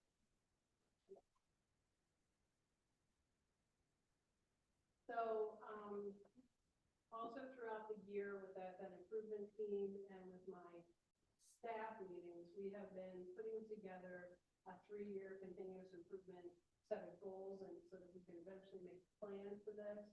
And you'll see our goals there. You can read them yourself. I won't spend a lot of time on the big ones. Is I'm going to by 3 years from now, I want 35% of our existing cyber charter schools students back. It's an aggressive goal. It doesn't sound big. But Oh, it does to me. That's a real. Oh, it does. I have my fingers crossed. Yeah, Sounds like millions of dollars to me is what it sounds like. No, I hope. Yeah. And then, the other 3 things really support making that happen because we can't go after cyber charter kids unless we can provide a comparable service as the cyber charter service provides. So the formative assessments, I really, again, want to get our teachers teaching and have good instructional strategies that goes along with what our chapter 4 is going to be, right? Or, and then my ultimate goal as part of this system is 3 years from now, I want 100% of the soccer courses to be aligned with what's going on in the brick and mortar. Yay. Mhm. Finally. We have to do that when we have so many kids that come back and forth, Mhm. and it's almost a disservice to them that it's not as well aligned as it could. And then we're going to, of course, I have to have a PSSA, I have to have an achievement goal in here. Andy will talk me off the ledge. I have a little higher number in here, but I went with a 15% growth across assessments for all of our software. And it will if you have the curriculum to go with it. I mean, ingenuity is. Yeah, it's kind of nice to be going after the curriculum presentations I heard today because all of those things help feed the Yes, Yeah. yes. Yeah. So, some of this is background data for you. I'll probably skip a couple slides if you have it there. This one, I just really wanted you to know that we looked at the 6 different learning platforms and curriculum options. They're all platforms that I have experience with other schools that I have used with. So there are things that I feel pretty comfortable that are going to be a good solution. And then, but I wanted my staff and that whole improvement team to have buy-in. The chart was a little hard because there was option for them to kind of type in their individual pieces. But many of the, so I put a note at the bottom, 23% of those little slivers said just any platform, I'm open to a change. So they really didn't weigh in one way or another, but they wanted to change. But so 40% of them asked for accelerate with Canvas. And so there's other percentages in there that say like accelerate with Buzz or things like that. So we're going to go with the majority here. And I'm very comfortable with the. Can I ask a decision here. question? Sure. How do they know about Canvas? Is it part of what they're using? So Like they- currently, demos. or- I skip that piece. So throughout the year, we did demos and then they had demo accounts. So we would do, so like maybe in November, we might have done accelerate with Buzz. Okay. And then they had a month that they had access to demo. And then the next month we did something else. So we have demoed everything that they waited. Now, there were a few people that will answer the survey that didn't go in and demo it because they didn't have time or whatever. And they're in that camp of just change it, give me something new. But, so that's how they knew what they were doing, right? I don't know much about Canvas, so in the future, is it something that we could still use with our own curriculum? It's just like I feel like it was like a soft. softball she just lobbed at you. Uh-huh. That one. So I do Canvas and I have been using Canvas since 2014. So I have a lot of experience in Canvas, even though honestly, personally, I was leaning towards the Buzz one. But so many other people really like the Canvas solution. I'm fine. I think it's going to be great. What Canvas, well, let me go through and then accelerate with our curriculum. So Canvas first. The goal with Canvas would be that we want to be able to integrate each one of our curriculum providers. So Open SciEd, you guys were just talking about with science. It has an LTI integration right into Canvas that we basically can bring all the Open SciEd stuff so that it's right inside of Canvas and it's graded right in there and moved on, you know, and part of our curriculum. So I won't need to buy Accelerate in 3 years because we're going to use the Open SciEd. The only reason I'm saying 3 years is, and we may move faster, but I've also learned as I've gotten older that to be a little less aggressive with my timelines of things. And you can chuckle in because I was one of those that moved things very fast. But so I might see my teacher say, I don't need that Accelerate stuff. I've got everything I have from my classroom. I'm just going to put it in Canvas and we're going to run with it from there. So it has an insight analytics that we got in the quote, which I really thought we weren't going to be able to get that on our price point, but we were able to get that. So that'll also make sure that we have some good data so that we know kids are learning and growing while they're here and that our curriculum is valid and reliable. But you also see there's already an integration built with Sapphire, which will save hundreds, I'm not exaggerating, of hours of rostering and putting kids in Edgenuity because it'll have to be a direct integration. So all of the rosters will come over from Sapphire, and then all of the grades pass back to Sapphire. That's So great. now the soccer classes will be in Sapphire with grades, just like High School South, Wow. High School North, and all those. And for our board members who don't know Deanna, she was the tech director in East Stroudsburg Area School District before she decided to desert us. Yeah, we tried So- to do that. So she was the Brian Borosh in our district. So when she's saying that they're going to integrate, like she's saying it with like firsthand knowledge of how that's going to work. Yeah, and I've worked hand in hand with Brian on this. He's been in every meeting that we've talked to. I've worked some with Eric because that's the Sapphire piece, right, in Carissa. So I'm super confident in the Sapphire piece, and that's what made Canvas kind of tilt the right way for me because that wasn't really true with the Buzz. That was going to take us a little longer. Canvas also is what most of our local colleges on the East Coast use.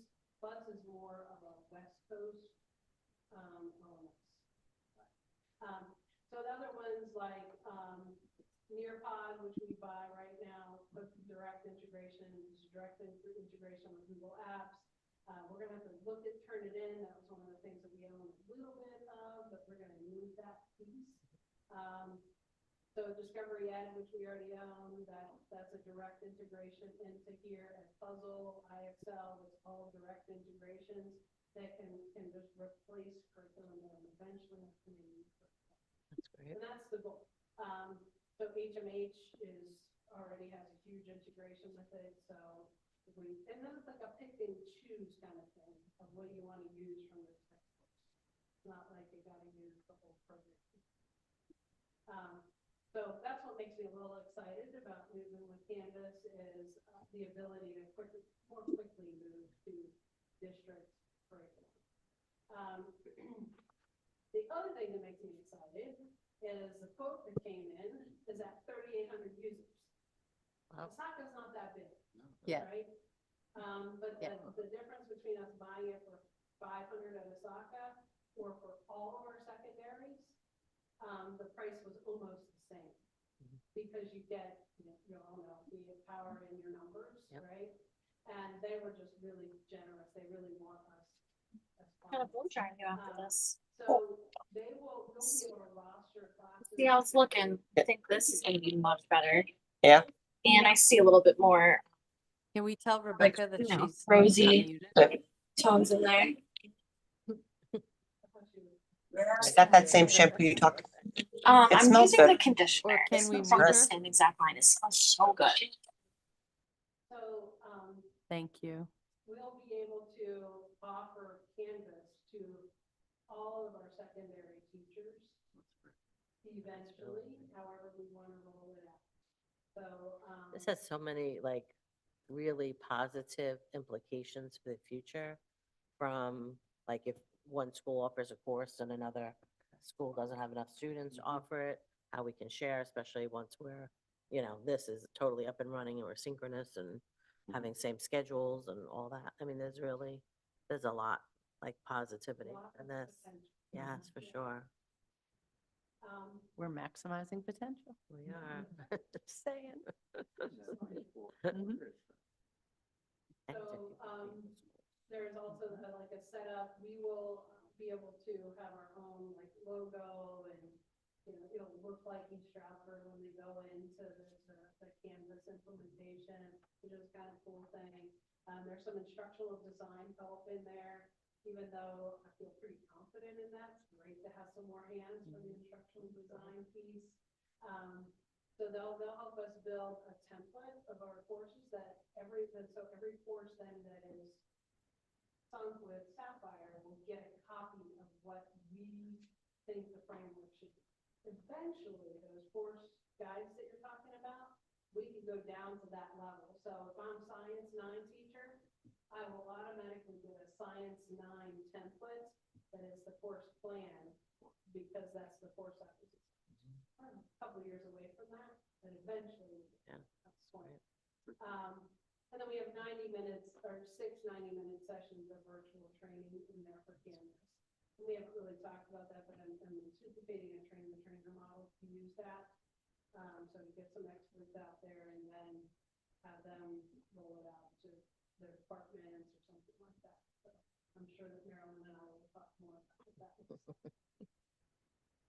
And then accelerate the curriculum piece. It is just a course cartridge import that I'll bring into Canvas and give each teacher teaching in the content area.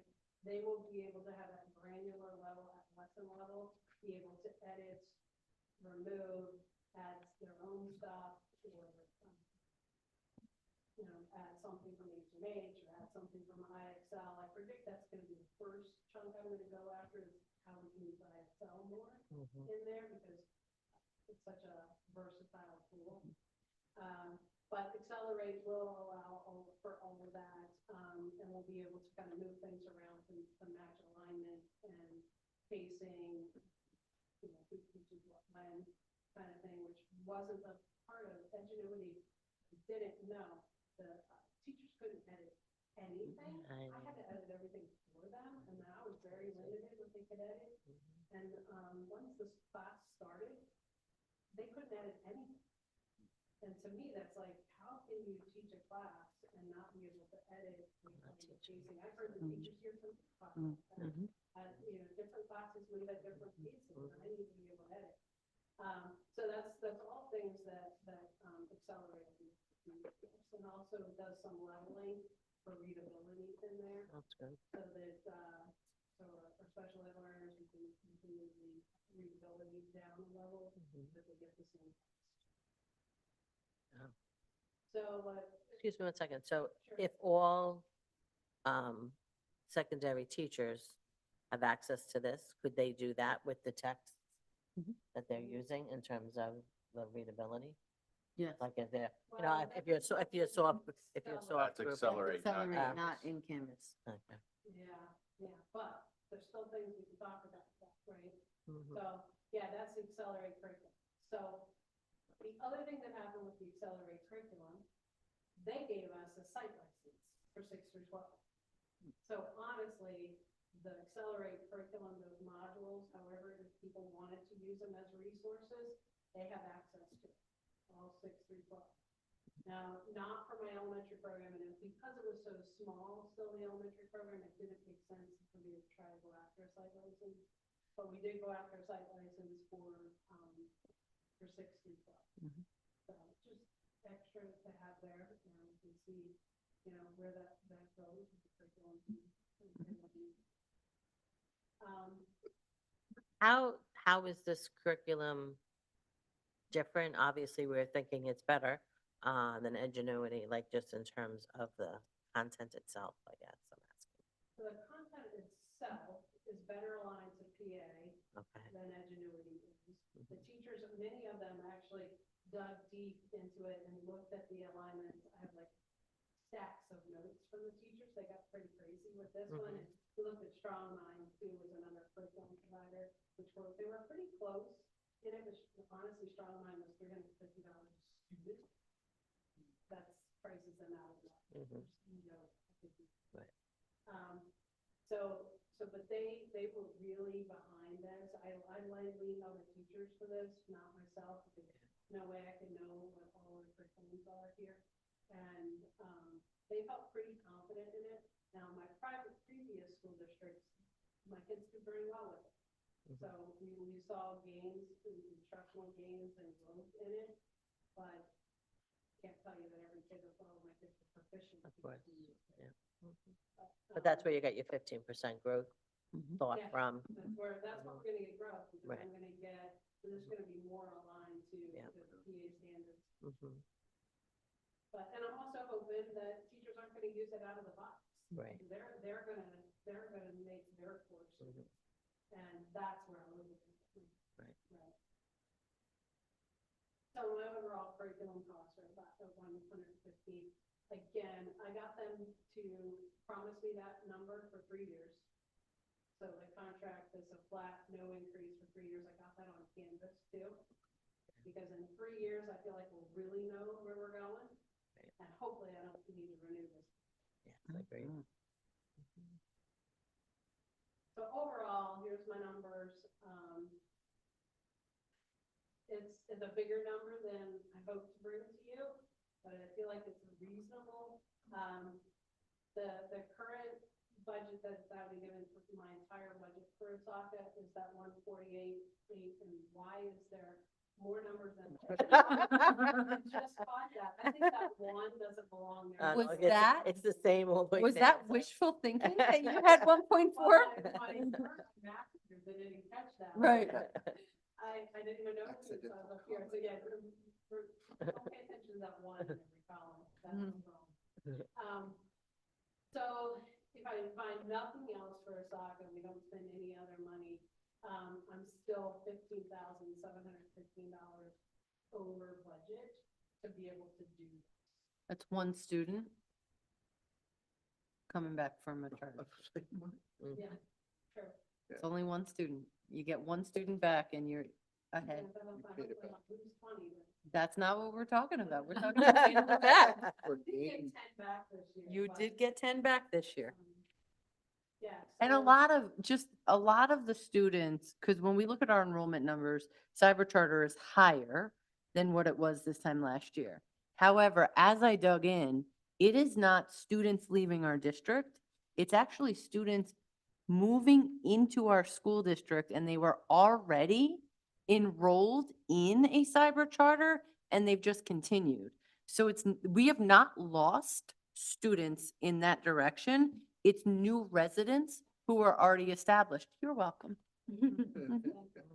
That's a good thing to share. I think that's an important Yes, thing because very important. everything you're saying, you are growing our program at a more rapid rate than most anticipated, not me, because I have worked with you in the past. So I expected this, but you have built that program and built community in a school that did not have community.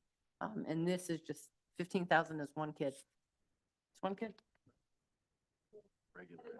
one regular ed, special, and you're just Right. rolling. Right. Yes, that's a good point to remember. Well, and Dr. Mayer's goal of being completely in alignment with our elementary schools, our intermediate schools, and our high schools seamlessly. So everything that we're doing, whether it's course selection, whether it's codes of conduct, everything is in alignment. We are running our district with 3 high schools, Mhm. with 3 intermediate schools, and with 7 elementary schools because of the work that Dr. Mayers has done. Agree. I appreciate your humility, but you have added that. So uncomfortable. But I think the You're so- point to be made, though, Diana, that you said, yes, it's, 15,000 over, but that's also providing canvas for all of our secondary Correct. teachers too. So that's, it's important because it's, yes, kind of being reflected in the Osaka budget, but really it's a shared expense, I would say. And you were very cautious with your words of LMS, and you've said before that Google is not a learning management system. Can you just offer a little bit of that, of why? So, and one of our demos was with the Google Classroom. Mhm. And, just to see where their model is going and where it has grown to, because honestly, I haven't looked at it for a while. So Google Classroom is really designed as a supplemental tool for in-person learning. It is not designed to run an online program. So there's some major things that it's missing. So when I talked about those integrations here for those 400 plus applications that are in direct integration, Google can't do that. And they have no desire to do that in the future. That's not what Not they're, what they are, that's right. not what they're really classroom for, right? So that's one thing. There's no way to really do that deep collaborative discussion. Remember I said learning is social? Mhm. So social can happen live, like we are here, right? They can happen synchronous in a Google Meet, and it can happen asynchronous, which means at different times and in different places. That kind of discussion you cannot do in a Google Classroom for a project like that, but I can do that in Canvas. Mhm. There's discussion boards, yeah, we all read them, we all have them in our higher ed stuff, but there's also a group tool in there where we can work on a group project asynchronous. So there's nothing for that. There's also, when you're in Google Classroom, you have to, kid has to opt into it. And then it's in silos. So I don't go into one place and see all of my classes, I have to go to each one of those links to get to each one of the classes. Those are just a couple of highlights as to why Google Classroom really wouldn't meet our needs. But we did look at it just to be financially responsible, to see if that was something we could make work for a little bit. But again, the goal is to be marketable to those cyber charter kids that are getting a full experience. We need to be able to offer that. I think that's a great thing that actually you asked that question. And you explain that because I think many educators, you know what I mean? They're teaching in brick and mortar. So even though they might have had to take an online course, you know what I mean? And do these different things, if you haven't had experience, like I say, Blackboard, because that's how long ago, we started with, people may not really understand that. So since Google has been what we use, especially used during COVID, do you know what I mean? So everyone gets the mindset, perhaps, you know what I mean? Even though it really isn't valid for, what we're looking at. So I think that's just education. So Mhm. it was a really good question to put out there for people to know. I'm just gonna say, today, Google Classroom and I had it out. Hold on, who won?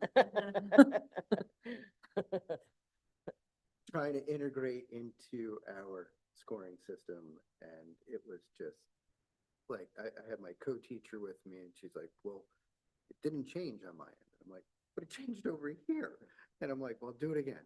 And she's like, well, it changed. And I'm like, but mine looks like yours now. I'm like, and to know that that system, that LMS has all that integration already and could potentially be available to staff to be able to utilize, because it's nice, but it's limited. It's very limited. It's very proprietary. And so trying to integrate it, even though it says it can integrate, can be very frustrating. And so seeing that this has over 400 plus applications, Yeah, that, it's I mean, amazing. it's a no-brainer. I won this. No doubt, Jason. Yeah. I mean, I know that Brian's working on a demo to try to get grade pass back, but that's another thing, the amount of what you can do with grading and assessment, feedback for kiddos. Canvas, I can give them quick feedback from a video, I can annotate a document, so my English teachers here, I can annotate that document. Even the business teacher over there, I can annotate my spreadsheet and get it wrong, right? And I can give them video or audio feedback, and I can give them text feedback, and I can choose which one I want to use at any time. And then of course, in the filter loop, have that kind of stuff. With that, Google. That's great. There's many things, but we really did try to look at as many different things as we could. And I probably rushed it, but we giving that feedback that I got at the beginning of the year, that everybody was like, yeah, gotta make a change with the way we're educating curriculum here. So we did it as fast, as methodically as possible. Great. Thank you for being so thorough. I appreciate it. Really, very much. And as you'll see, there will be an item to vote on to move forward with this. And the reason for tonight's presentation and the timing of it, as well as the ask, even though we're still working on a budget for next year, Dr. Mayers has been able to work that if we enter into the agreement early, that we will be able to give our teachers professional development, and we will be able to implement this program in time for our summer school students to Nice. participate in this. So she, Great. I would not want to be on the other end of a negotiation with Dr. Mayer, because some of the things that, and this is the few things that I actually got to witness when she was talking with these reps, unbelievable, outstanding work. For a long time. So the goal is to not renew Edgenuity, go right into using Canvas and Accelerate to kind of work out the bugs in the summer school and, with our core courses, and then kind of be much more ready for the beginning of the year. It's going to be very aggressive, and somebody put a administrative retreat the whole week before.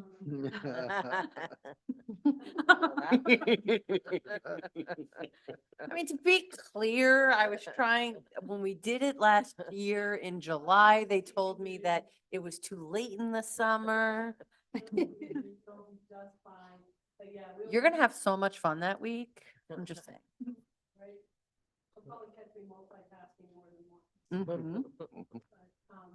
So if you have any other questions, I'm pretty excited with what's going to happen over the summer. And I think the staff are excited too. I have not told them that I was doing this tonight. They knew something was coming.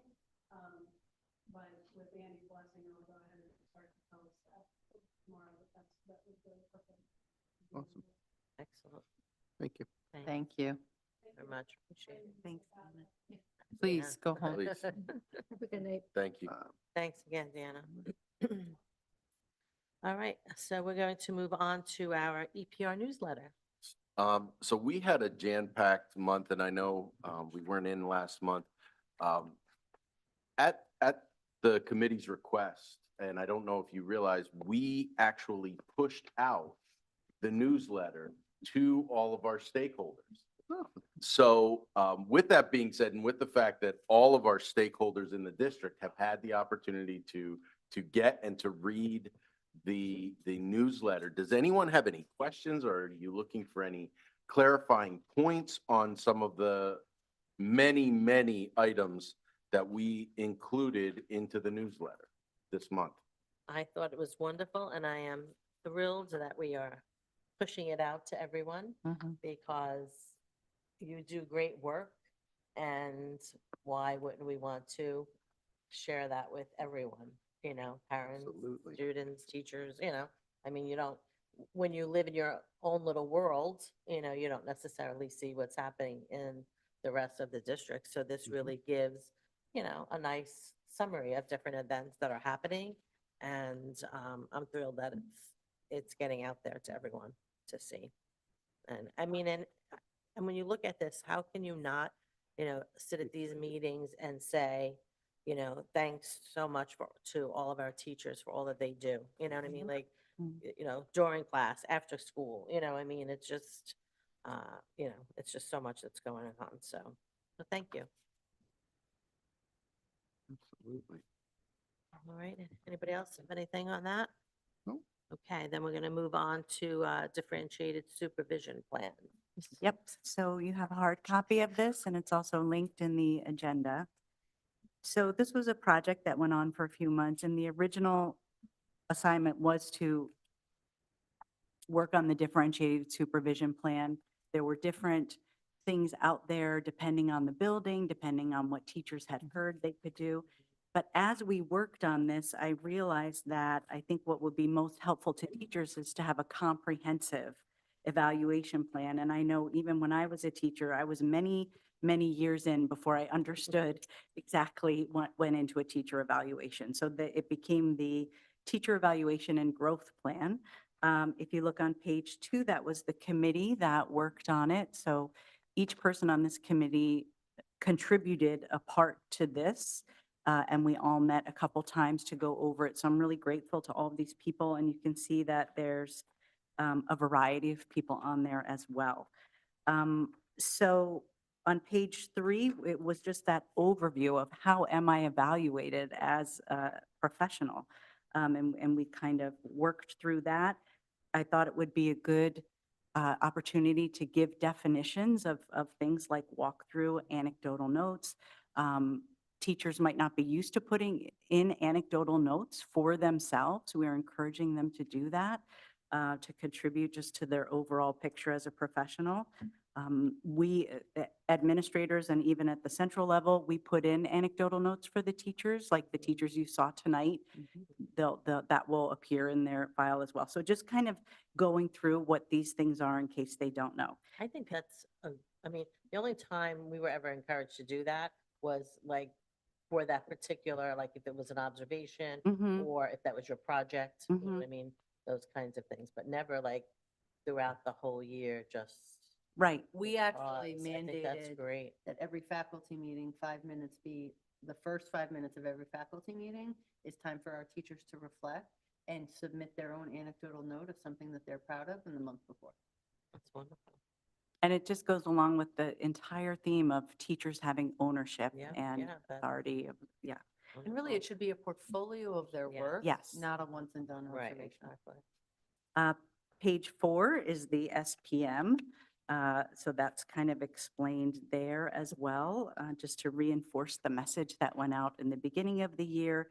And then page 5 is where we really get into that official kind of stuff. So the formal observation, and it took a long time to really iron out the vocabulary on this because there's formal, there's clinical, people have different terms for it. So we really looked at what PDE had on their website and what would be most understandable. So my thought always was, if a new teacher picks this up, can they understand it, right? And so that was always kind of my guiding question. I just have to say something. It's just, it dawns on me just now how ironic it is. Your office was just like a conference workroom. That's where we had the first meetings on this, Oh, putting this. yeah. It was putting meant to this- be. Putting Full this together circle. in the language. Yeah. Yeah, that's pretty funny. I just like popped in my head. That's where we were. And then on page 6, you can see starts the differentiated supervision. So we really tried to define it. And this is the part that you know, even as a teacher myself, I struggled with sort of ironing out all of this. So I tried to make it as clear as possible. Are you eligible? Are you not yet eligible? What does it mean to have a level 2 cert and tenure? And this was the whole committee, because I kept going back and forth with people. Do you think it would help if we put this in, or do we need that? And so really, as a group, this product came about. Page 7 is, on page 7, we have a flow chart, and it is awesome. Someone in the group did that, Sandy Hartman. But this reminds me that part of what we did too was we looked at a bunch of existing plans from around the state, from districts around the state, and we really thought about what parts of this are helpful, what do we really like, and then we assembled that for our own. So I feel like we took the best of what was ideas that were out there and added our own ideas too. So we're really proud of this. So what we came up with on page 8 for the differentiated options, if someone is eligible, is the self-directed option, the team-directed option, and the peer coaching option. And apparently these have existed here at different times in different ways, but there was never that one district-wide document, or if it is, nobody knew where it was. So we kind of Like hammered in it my out. Bottom drawer. Exactly. So, and this was different teams in the committee worked on each of these. So on page 9, you see your self-directed sorry. model, page 10, the team-directed, and then page 11, the peer coaching. So we felt like by the end of this, we really had spelled everything out for teachers to understand what you have to do, when you have to do it, what goes into your evaluation. At the same time, though, giving them the autonomy and the authority and the ownership to direct a good part of this, right? So parts of it you can't control, but a lot of it you can. So we really tried to stress that. I'm just so grateful for that whole team that was part of it. They really gave up a whole day of work, and teachers wrote sub-plans and all of that, and then an additional day too to kind of iron everything out. So it was a great process. It's beautiful. I've used that word quite a bit tonight, but really, it's great. I mean, it's just clear. It even looks good, you know, and now it's housed officially Mhm, correct. somewhere. That's, you know, that's part of it, because it's really, the communication has been lacking, and that's really what we're seeing now more and more, how it's growing, and it's, you know, everyone knows what's going on. And our has- plan is for principals to roll it out before the end of the school year so that teachers can just start to think about it, what they might want to do if they're eligible. And then at our admin retreat in the summer, we'll really kind of go through it with the principals so they feel confident working with it. Is there going to be a sheet that has like the dates of when teachers have to decide which model that they're choosing and all that? I mean, I don't know if that's something that would go in here eventually, you know, like by May 1st, Yes. you know, you had to choose which one. I mean, there used to be dates. I don't The remember now, principals but- on the committee brought that up, and we Mhm. just thought for this year, let's just get it out instead of putting another deadline on the teacher, because really the Oh, teachers, yeah. they've done so much this year. Just sort of rolling it out and saying beginning of next year, but then maybe going forward, trying to. Oh, so they don't have to even choose it until next year. I Correct. think that's great, Mhm. actually, because I think you have more time to, Exactly, you know, the like at summer. the end, you're trying to end your year and you're already, you know, Mhm. trying to think about what This you're is going to do it. next year. So I Yeah. think that's great. Excellent. Thank you so much. Anybody else have any? I just have a question. Yeah. With regard to, I love the flow chart, and it helps explain everything and where everybody should be looking. In our formal observation model, what current model or rubric do we have in place for that? We stay away from Danielson. Would that be? No, so No, the formal No, observation. no. Well, Danielson was never meant to be Correct. a formal rubric for observation.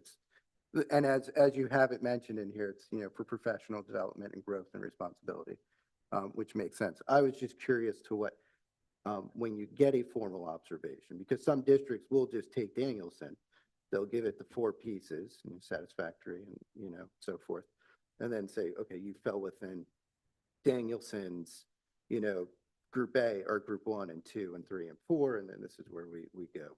So our formal observation is based on those So, responsibilities. so the formal observation is based off Act 13, which does use the Danielson framework. Right. So we are using those components. Okay. When we are doing the required formal pre-observation, observation, post-observation with all the questionnaires and self rubrics, that is once every 3 years. Okay. And then a teacher may opt for a more formal observation right. in the off years, which would remove the pre-observation questionnaire and conference Okay. and would allow them to go directly to the clinical observation piece. There would still be the self-assessment rubric and then the clinical. Right, so we have those other procedures in place, pre, post, and then. Yeah, self-reflection. so that the Which formal that whole observation, the thing pre, the, becomes our, right. yeah. Because I would never want to see it to just be that particular portion. Oh, no. So And, we and I have mean, and 3 when, to 4 different pieces. and when we get to that full evaluation, it is every piece of anecdotal evidence. Right. It is every walkthrough, and we do put Well- an emphasis on the walkthroughs by the principals. They must do one every quarter. So we put levels of expectations on our administrators that it's not just one day of the No, it should be 186. multiple, It is multiple times. right. Okay. And every time they see a teacher doing something, they're putting in either anecdotals Okay. or the walkthroughs. Excellent. Yeah, most people don't realize how much goes into an observation of an Mhm. educator. They just think you sit down, you watch for a few minutes and then No. you leave and like, here, sign this. Yeah. And you're like, no, so, I would argue it's the most important thing we do as administrators is this process right. of just offering our teachers the celebration of what they're doing and then the conversation of how can we grow in our craft.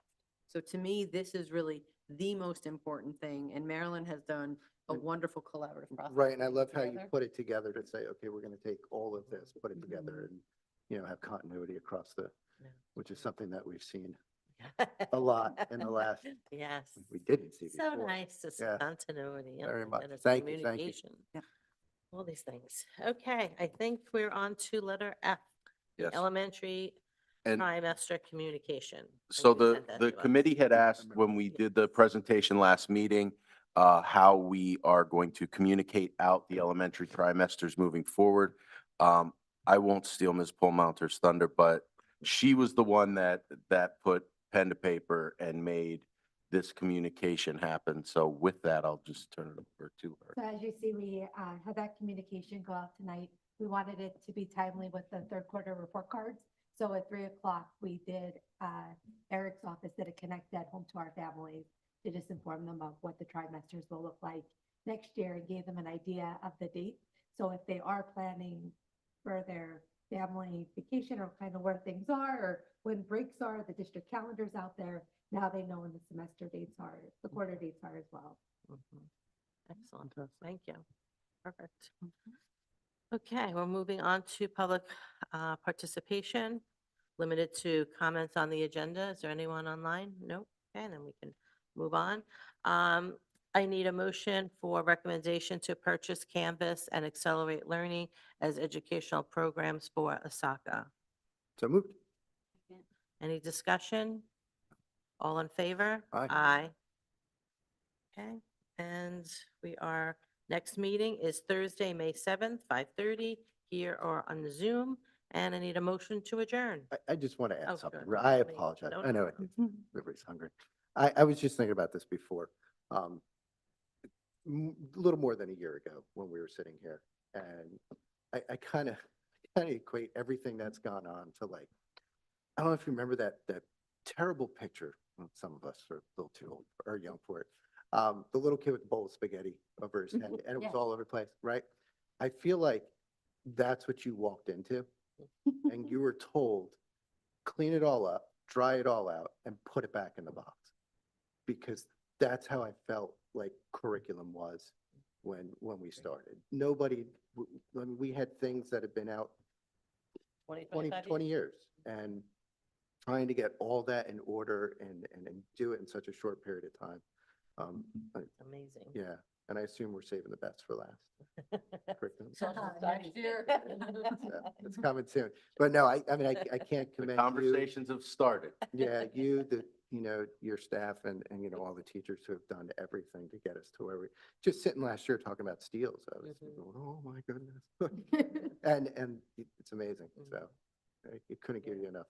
Agreed. And it's really the leadership, and Andy and the CNI team of Marilyn, Kristen, Yes. and Amy have done a great job leading, but I think all of them would say none of it could be done if our teachers were just not so committed. Yeah. So our teachers wanted I've never in my life worked in a space where teachers wanted curriculum more and were more engaged with the process. And even though they were, you're gonna do it this year, and then, nope, we want you to redo the whole thing again. And then, oh, yeah, I know, we're gonna redo it again for a third year, and they've stuck with us. Yeah. And honestly, it's the most impressive group of professional staff.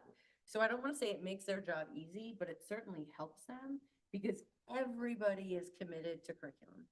How many times a day do I tell you I'm jealous of your job? A few. The heavy lift. I'm jealous of Really my is. job too. No, it really is good, and working with such great leaders in the CNI department. Like So many when I have to venture out of the CNI role of my job, I'm always That was like, good. bye guys. This bad stuff over here. But seriously, it really is a pleasure, and tonight I felt like I was able to build up the teachers who came out, but there are just so many great people, and people that weren't here tonight that are working just as hard to make these things happen. It really is a great process. And talking to social studies, I spent 2 full days together with high school social studies and a full day together with intermediate school social studies. And the plans that we have laid out and the things that we think we're going to be able to do, like, really got me, like, as that former social studies teacher, all jazzed up. And I could probably keep us here till 9, which I won't, so I'll let it go. But How I felt you know, in English. yeah, it's great. And I appreciate the opportunities that you've given me to be a part of this, and the people that really make it happen. Everybody's. Laughter and smiles, Yep. I mean, Yep. really says a lot, you know. And I would say as a parent, my kids were in the district when they were tiny. I took them out for a little bit, we did some exploring, and now we're back. And to know that my kids were here when there was curriculum that hadn't been changed for that long is scary, but I have so much hope seeing and hearing what you guys are doing. My son is in the personal finance class, he's a freshman at North. And I was very happy to see that he was exploring careers, and I was just excited for that. And then Miss Whitty is Noah's, my younger one, he's at Lehman. She's a science teacher, and she had such a positive attitude about this curriculum change. And she talks a lot to Noah about things that are going on, and he's able to, the whole cell thing. And it was really interesting for me to hear how that whole thing came about. So I really, kudos, you guys are doing a great job, and I'm very excited to see where the district is going, and I'm glad to be on the board at this time, even with all the challenges, that you guys are doing a great job. It gives me hope. So thank you for what you're doing. Thank you. All right, that, a motion to adjourn. Second. So Oh. moved. All in favor? Aye. Have a good You're like, night, "Yep." everybody. Have a